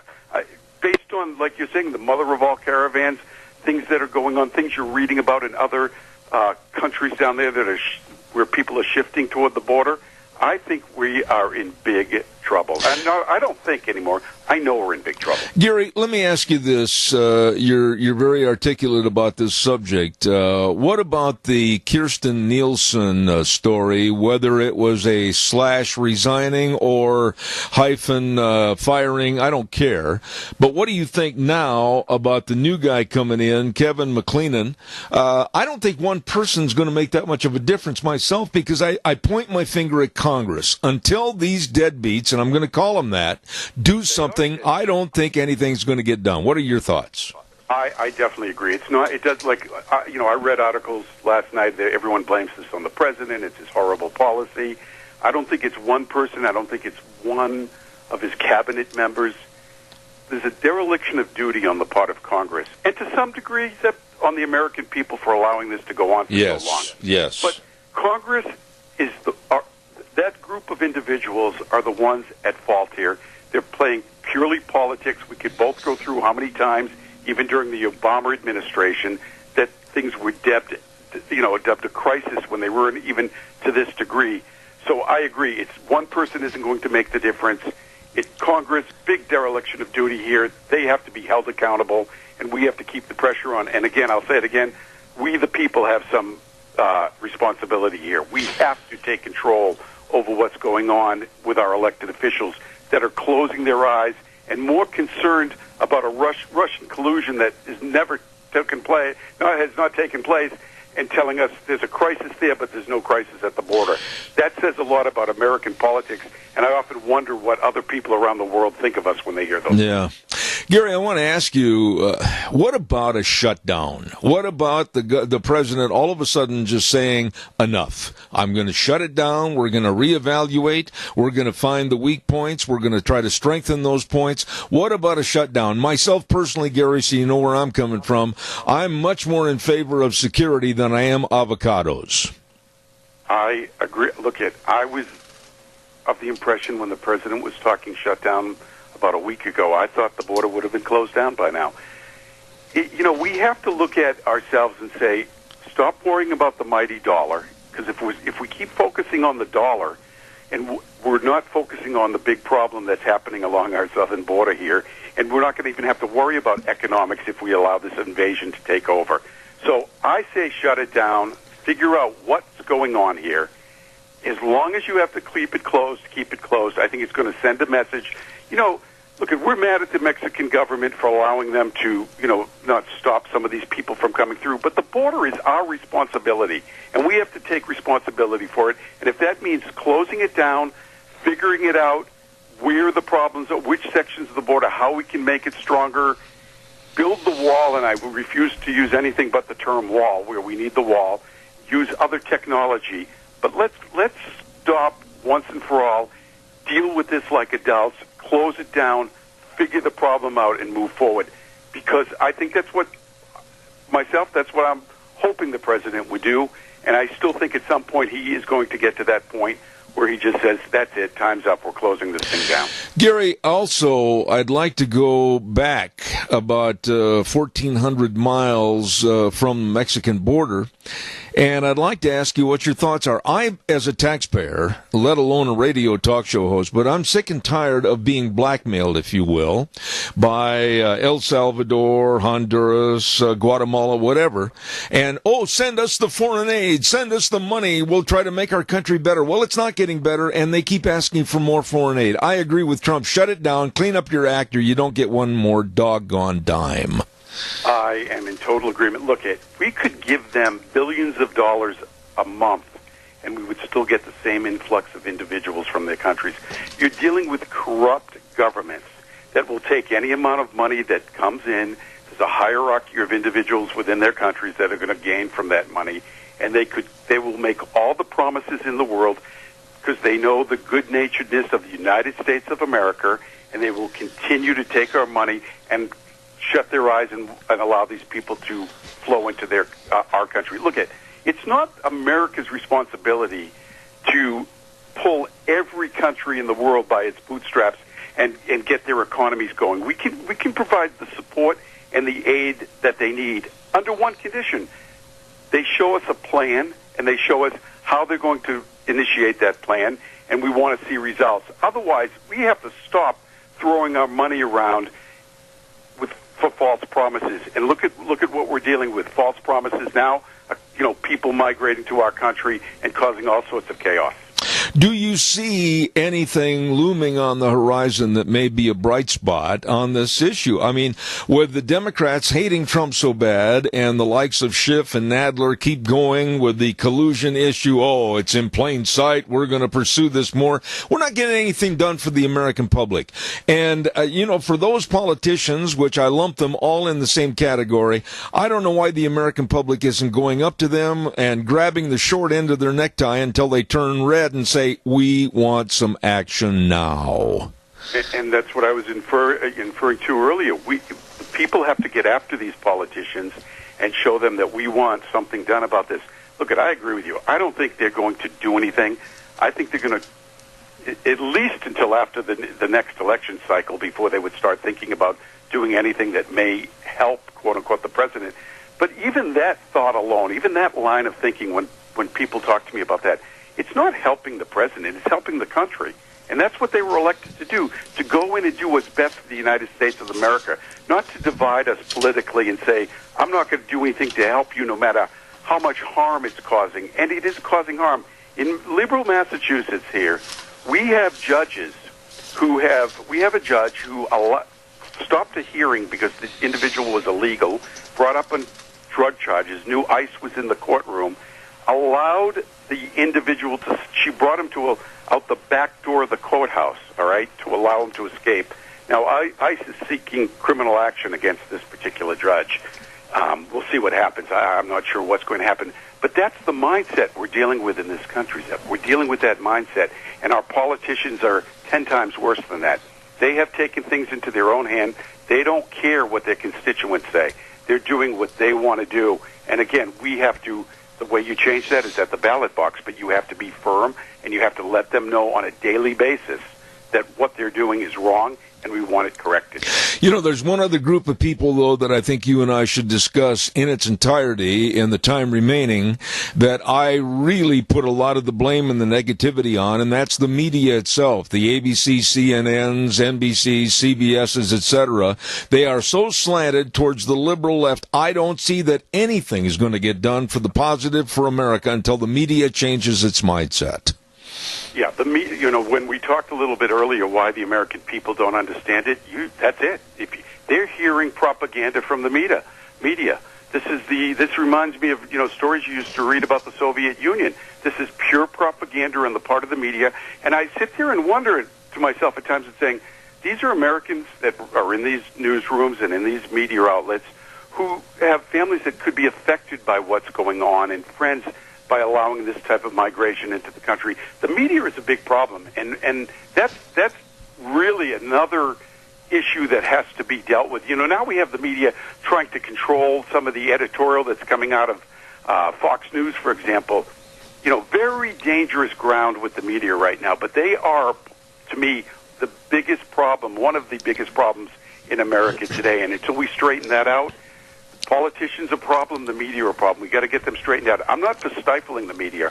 I'm for forcing them to, if you're a media outlet and you're a news outlet, tell the news. If you want to be a magazine show, become a magazine show. But don't come on with the news at 6 o'clock with slanted versions of what is going on. It's just not right. Gary, one final thought here. Just prior to your being on my program, I had George Papadopoulos on my show talking about his book, The Deep State.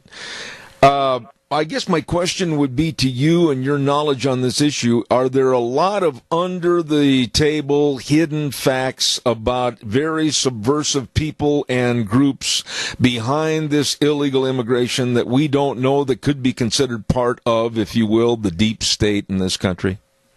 I would emphatically say yes. I say that only based on things that I have researched and that I have read. But there's more to this. This is a plan. This is a well-orchestrated plan because, look, at anybody in their right minds that would know that allowing this to go on, the harm that it would do to any country. Think of all the countries around the world that their borders are secure. They're trying to secure their borders. Now, it's harder to get into Syria, war-torn Syria, than it is the southern border of the United States. Think about that. So there's something going on here, and this is planned, and I believe there are numerous groups behind this. Absolutely. You know, we started the conversation by talking a little bit about sports, the Red Sox, the Patriots, and I, of course, am a dyed-in-the-wool Green Bay Packer fan and a Chicago Cubs fan. That's not working out well for me. Maybe I should jump ship and join you. Well, I'm not sure where my Red Sox are going to be this year. I'm still confident with the Patriots. You know, that organization, that coach, and that quarterback have something going on. So we'll see. But yeah, we've been fortunate here in New England with our sports teams the last several years. Is it true that you had a conversation on your talk show with Tom Brady, and he said he's going to play till he's 93? No comment, but nothing surprising. Okay. Gary, you're a good guy. Please come back and talk to us in the future. I've enjoyed the conversation. Thank you so much. Thanks for having me on. All right, sir. Gary Goldman, nationally recognized host of Business, Politics, and Lifestyles, back in Boston, Massachusetts, talking about illegal immigration in this country. Good guy. I'd like to have him back on the show. Want to remind you, too, about our friends at Dino's Septic Service. Hello, Dino's. My goodness, they do the job that you and I don't want to do. We're not into going out and pumping a septic tank. Ooh, no. Or sewer and sink drain lines cleaned, or liquid waste removal. I'm telling you, all you need to do is call the people for fast, fair, friendly service that can really help you. Dino's Septic Service. Call them at 436-6526 or 678-1638. I'm telling you, fast, fair, friendly service with a great crew of people. With that big truck that says smells cargo on the way. Dino's Septic Service. You call them today. Oh, the big women's seminar. Stand by. I've got to get this on. This is going to be a numero uno event, and it's put on by the Minnecasia Chamber of Commerce. It's the Women's Expo. It's going to be at the Burley Best Western Inn and Convention Center on April 24th. Starts at 9 in the morning, goes till 4 in the afternoon. Hidden gems, explore, engage, empower. Something for everybody. And don't forget, for more information, get a hold of the Minnecasia Chamber of Commerce for your tickets. They're only $20. Get them now. It also includes lunch. And this event sponsored by Idaho Central Credit Union, Intermountain Cassia Regional Hospital, Wright Physical Therapy, and Tailored Living. All of this on April 24th. The Women's Expo put on by the Minnecasia Chamber of Commerce. Right now, we're going to take a little break and send it over to Wheels. I'll be right back. And now, back to Zeb at the Ranch on AM 1230 KBAR. To reach Zeb, call 436-2244 or toll free 1-866-927-4587. And now, here is Zeb Bell. And a good morning to you on a Monday, April 8th. And we are ready. I'm just going to relax a little bit this half hour and just kind of kick back and learn and talk to a dear friend of ours that's been on our program many, many years. And we're all set for Green Thumbs, Dirty Knees, and Vicky's Country Gardens, as we're going to talk about gardening. It's that time of the year, and here now from Vicky's Country Garden is the lovely Miss Vicky. Good morning. Good morning, Zeb. How are you doing today? Well, I'll tell you what, I'm just going to kick back and enjoy a little bit of listening to you. It's springtime. Don't look at the weather. Don't read the weather. Don't listen to the weather. Snow on Wednesday. But how are things at Vicky's Country Gardens? Well, we're just growing away over here. I mean, we got 7 greenhouses full of plants and flowers, and baskets are planted, and we're ready for spring. All we need is some nice weather, and it can all move into someone's yard and make their yards beautiful. Well, no, 7 greenhouses. I mean, my goodness, I thought a couple of years ago I talked to you, and you said you were going to slow down. It sounds like you're back on the racetrack and ready to win the next lap. Well, I tried that slowing down thing. It just didn't quite work. That's what my family all said about you, and I'm like, yeah, well, that didn't work out real well. We'll just keep on going. There you go. Well, okay, here and running still. Here we are, April 8th, and this is our kickoff program. What can they do? What should they be doing? What do people need to know right now about gardening? Well, right now, of course, depending on how wet your garden is, and that you can't till it too early if it's too wet because you'll cause problems. But it's time to get that garden ready to go in between rainstorms if you can. There are some cold crops that can be going in right now that people can be planting. And, you know, if they've got their compost on and everything's ready to go, then they can do, peas can go in. They love this weather. Radishes, carrots, broccoli, cabbages, lettuce, onions, all those kind of things can go in right now.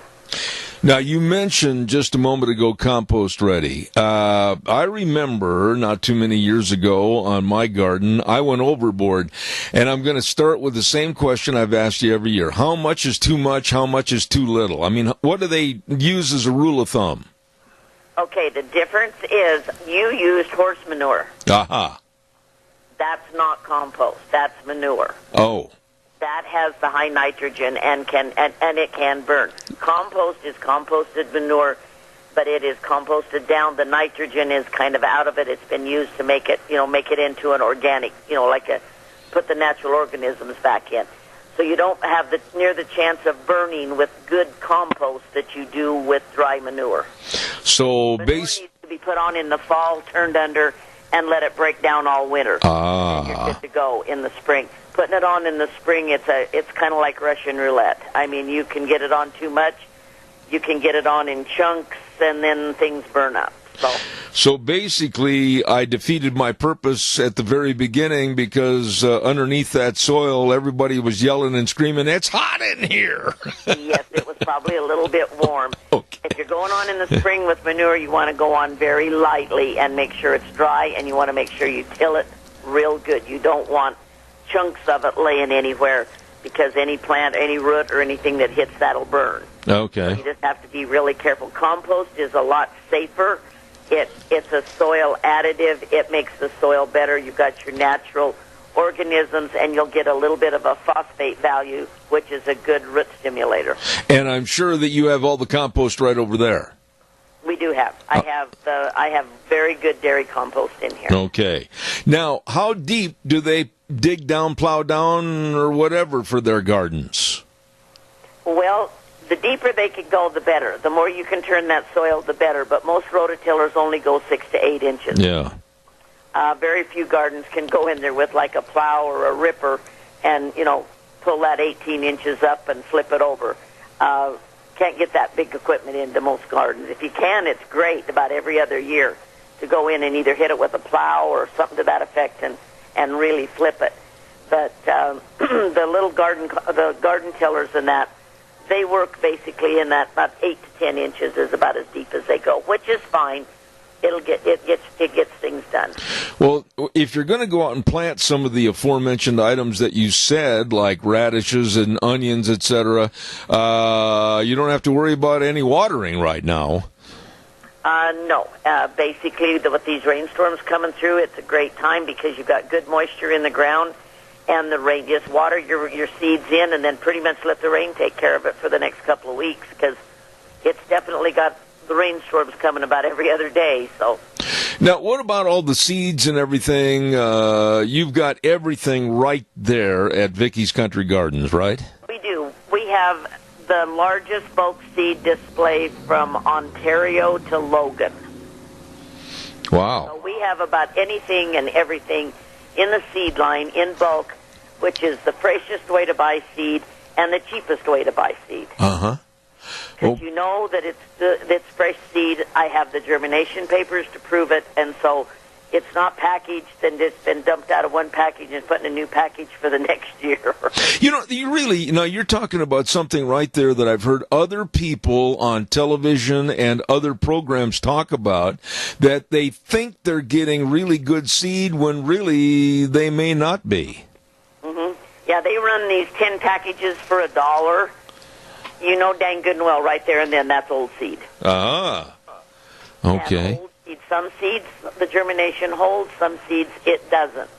And if it hasn't been kept at a cool temperature and that type of thing and has been stuck in a hot warehouse or whatever, your germination goes down every year on seed. Okay. So your best bet is to like I say, mine is bulk.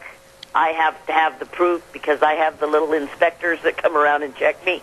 And so, yes, my seed is new in every year, and I have the, it's germ tested, so I know that it's good seed, good and fresh. When you say those little inspectors, I had right away flash across my mind's eye was like Democrat Jerry Nadler that wants to rake up more garbage on the Trump administration. That's who I thought you were talking about. The same line, yeah.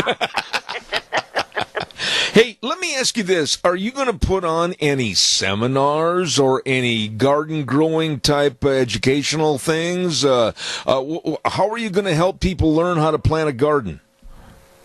Well, basically, a lot of it, the people just come in and we just take the time with them on a one-on-one basis to, if they need help on their garden. We are doing a couple of planting deals, but unfortunately they're already sold out. We're doing a couple of ladies' nights to where they can come in and plant planters and stuff. But if there's any relief societies or any ladies groups or anything that want to come in and do planting things, all they got to do is get a hold of me. We set up a time frame. They come in of an evening, and we'll definitely help them plant. But it's like for groups and that type of thing. But the ladies' nights that we've got going, unfortunately, sold out in 2 hours. So wow. Well, what about this question then? And I know this is a question that came up over the weekend. I was talking to somebody. Are there good, reliable books for people that really don't understand gardening and they'd feel kind of inhibited in asking you questions all the time or taking your time? What would you recommend? Well, most people just use Google. You can go on and pretty much go into whatever kind of seeds you're wanting to plant, and it'll give you cultural information on them. Okay. Sometimes it's a little hard to understand, and, that type of thing. But that's what most people do, is that the Western Garden book is a fairly good book to go in and look about shrubs and trees and things. But as far as I know, there's just not a book that gives you, the gardening 101 type situation. Okay. And that's where we come in. We're more than glad to help people design out a garden and give them advice on a garden. Vicki, what about another subject? I mean, we looked at a really long, cold winter, and it looks like it's not over yet. What about our trees? Anything we need to know or be aware of about taking care of our trees? Well, the trees are starting to come around right now. And so it's time, if as far as some of the keep the borers out of them, now's the time to get the tree and shrub systemic down in the ground so those trees are protected against the bugs. It keeps the aphid, the whitefly, and the miserable little borers that wipe out your trees from the inside out. Now, are you talking about Jerry Nadler again? Yeah, I am. I'm talking about him again. And then you need the dormant oil on your trees before they open up and bloom, to keep the bugs off of your fruit trees and things of that nature. Okay. Now, every week on this program, we're going to encourage people to ask questions and send them to either you or me. They can send them to zebettheranch@hotmail.com, and I'll be glad to relay those questions, or send them to you, and we'll talk about them on the air. What else would you like people to know quickly, this first program, this kickoff of Green Thumbs, Dirty Knees, and Vicky's Country Gardens? Well, the main thing I want people to understand is don't get too excited about getting like your tomatoes and your peppers and your plants out there and a lot of your seeds. Ground temperature is very important, and right now the ground is cold. We're having cold nights. We're cooler than normal during the day.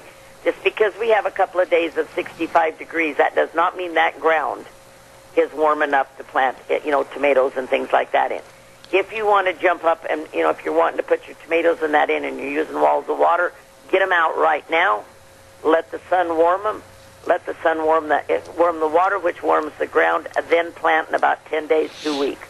But if you put plants out in this cold ground, they're either going to die or they're just going to sit there and struggle.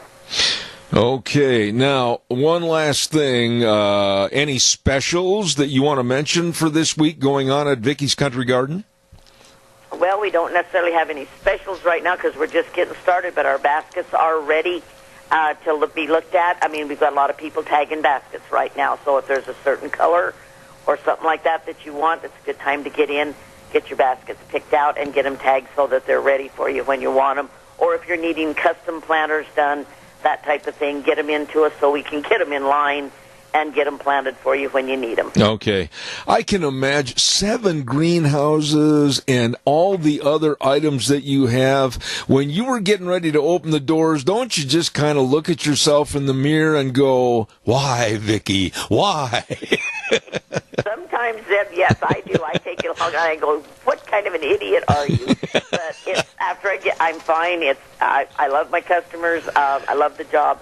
It's job security for me. I don't have to be at home very much, so I'm out and about all the time. And I got something that brand new that's going to be going out on my front lawn out here in the driveway. And when I get it all set up, you're going to have to drive by and look at it. You're going to be pretty impressed. I will. Let me know. I love this lady, and I love the way she does this program. It's off the cuff, and it really helps all of our gardeners in the area. Vicky's Country Garden at 185 South, 600 West of Paul. Vicki, what are your hours that you're open? Okay, we're open now from 9 to 5, Monday through Friday, about 10 to 4 on Saturdays. Hours will be increasing as the year goes on, as the weather gets better. We're still closed on Sundays right now, but we are in here 9 to 5 and 10 to 4 during the week. So. All righty. Hey, listen, I've enjoyed the kickoff on our program for another great season of gardening. Green Thumbs, Dirty Knees, and Vicky's Country Garden. The lady is absolutely the best. Thank you, Vicki. God bless you, and have a wonderful week.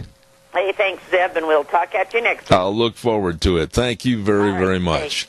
I just, honestly, there's a lot of things I look forward to on this program, and she's one of them, springtime, for Vicky's Country Garden. Thank you very much. I'd love to have some calls. We've had a lot of interesting guests on this morning and different topics, and I'd love to hear what you had to say, and give me a jingle at 436-2244, 1-866-927-4587. Don't forget, right now, let's do our weather while I'm waiting for your phone call. Call 436-2244. Scarrows Meats, Don Scarrow and the crew bring you the weather at 331 North Road, Jerome. The telephone number to call, 324-7657. Or you can go to their website, scarrowsmeats.com. Oh, all the delicious meats, whether we're talking about tri-tips or marinated pork ribs. I'm drooling. I love those pork ribs.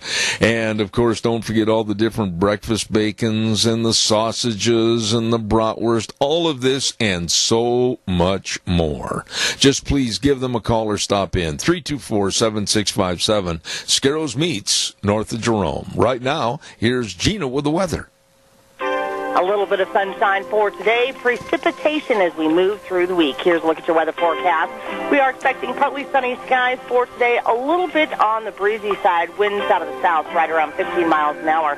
Gusts as high as 23 miles an hour by this afternoon. Possible rain showers in the forecast with a high near 65. Tonight looks like showers likely. Possible thunderstorms in the early evening hours. And that could produce gusty winds as well. Mostly cloudy skies. Expecting a low of 46 by tomorrow. 40% chance of showers. Mostly cloudy skies. Still going to be windy with a high of 54. Winds could gust as high as 36 miles an hour. Then by Wednesday, how about a chance of snow showers before noon? Chance of rain showers by the afternoon. Mostly cloudy skies and a high of 50. Got to look at your weather forecast for Zeb at the rain. Man, that 4-letter word, snow. I don't want to hear that, but I've heard others say it too. Gina, great job on the weather. We appreciate it. Brought to you by Don Scarrow and the crew at Scarrows Meats, 331 North Road, Jerome. The telephone number to call, 324-7657. It's true, they are changing the way we eat, one delicious bite at a time. All right, now I've got time for your phone calls. Give me a jingle, 436-2244, 1-866-927-4587. I had a bunch of public service announcements, and when I say a bunch, I mean I've got about a pile of them here that I need to get out, and I'll take care of some of those real quick. Final chance to order seedling trees. This is from Doreen McMurray, and seedling trees are still available from the Soil and Water Conservation Districts. Contact the district offices at 208-572-3369, or in Rupert 208-436-4202. There, you got that one. Then I want to remind you of an event that I want you to put on your calendar, and it's coming up on April 20th. It's going to be the benefit dinner for J.R. Strunk. I know J.R. He's a good friend of this program. He's been on the air many, many times.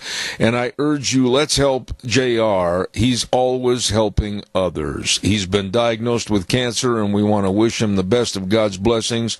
And it's going to be April 20th, this benefit dinner for J.R. Strunk at the Rupert Senior Center in Rupert from 4 to 6 p.m., and they're going to have raffles and all kinds of fun things going on. Contact George Mass or Les Wilson, and they'll give you more of the information. And I'm chuckling because, yes, I've got to say it again, bingo every Friday night at the Rupert Senior Center. The doors open at 5:30 in the evening, and the early bird games go on at 6:45, with all the other games starting at 6 p.m. Then we had this, and I mentioned this a couple of times on the air, and I'm going to mention it again, that in conjunction with an upcoming event in August, there is a book drive going on. And I'm going to try to get a hold of these people later on today, if not tomorrow, and see if they can't come on the program. 300 new and gently used books are needed for this book drive, and the books are to be distributed in conjunction with Julie's Clothes for Kids in memory of Julie Brashears, providing school clothes and educational resources for children in need. And they urge you to drop off these items, the books and the clothes, to the public schools, Burley Young Automotive, Paul. Drop it off at Swenson's, over in Rupert, Ridley's, up at Elmo, Tracy's store, and in Malta, the Fuel Depot. And we're going to get some people on the air, and we'll try to get that covered in the next couple of weeks. Woo! One more real good one here. Let me make sure I've got everything on that. That on the Chancel Choir of the Rupert United Methodist Church will be participating in a concert. It's going to be the Celebration of Faith at King Fine Arts Center Sunday, April 28th. The choir will be singing Promised Land, and it's absolutely going to be a great event, so try to be there. Caller, good morning. I've got 2 minutes. Go ahead. Yeah, Zeb, I think we need to hook a couple of these organizations up together. This outfit that's looking for books, there's also a bunch of books in the bottom of the book plaza over here in Burley that they're trying to get rid of. Oh, really? Yeah, they got tons of them down there in the basement, and last I knew, it didn't cost you much, or if anything. No, let me give you a number, and if you wouldn't mind calling and sharing your great idea, you might try to call 650-2400 and share that information. I think it's a great idea, and that's why I put it on the radio, to have people like you come up with other great ideas. Thank you. That's well said. I appreciate that. What's that number again? 650-2400.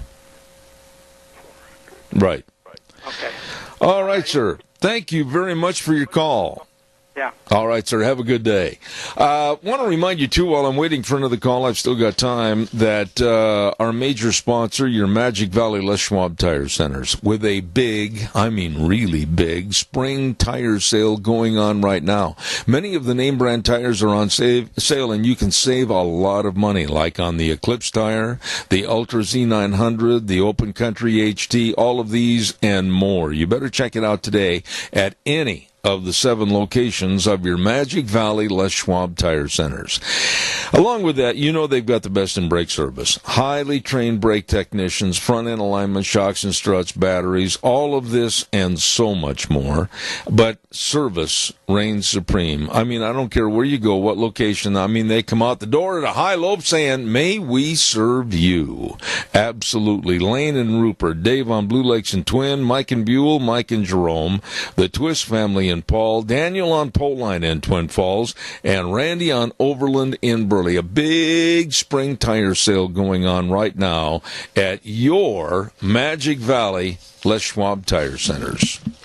What's cooking tomorrow on the program? We're going to have our good friend Fred Snook on with the Salmon Select Horse and Mule Sale. We've got an attorney with the Pacific Legal Foundation. One of the finest economists in the world, Dr. Michael Bustler, is going to be on the program tomorrow. And yes, we will also have the world-famous Dr. History. All of that coming up tomorrow on Zeb at the Ranch. Want to remind you, we're here Monday through Thursday on KBAR 1230 AM and then streaming live on the internet all over the world on zebbell.com. And we'll kick things off again tomorrow morning at 8:06. We'll saddle the horse and ride for 3 hours and look forward to your phone calls in that open forum first hour every day. Thank you so much. We always end the program by saying the way things were are the way things ought to be, and the world needs more cowboys. We'll see you tomorrow morning at 8:06.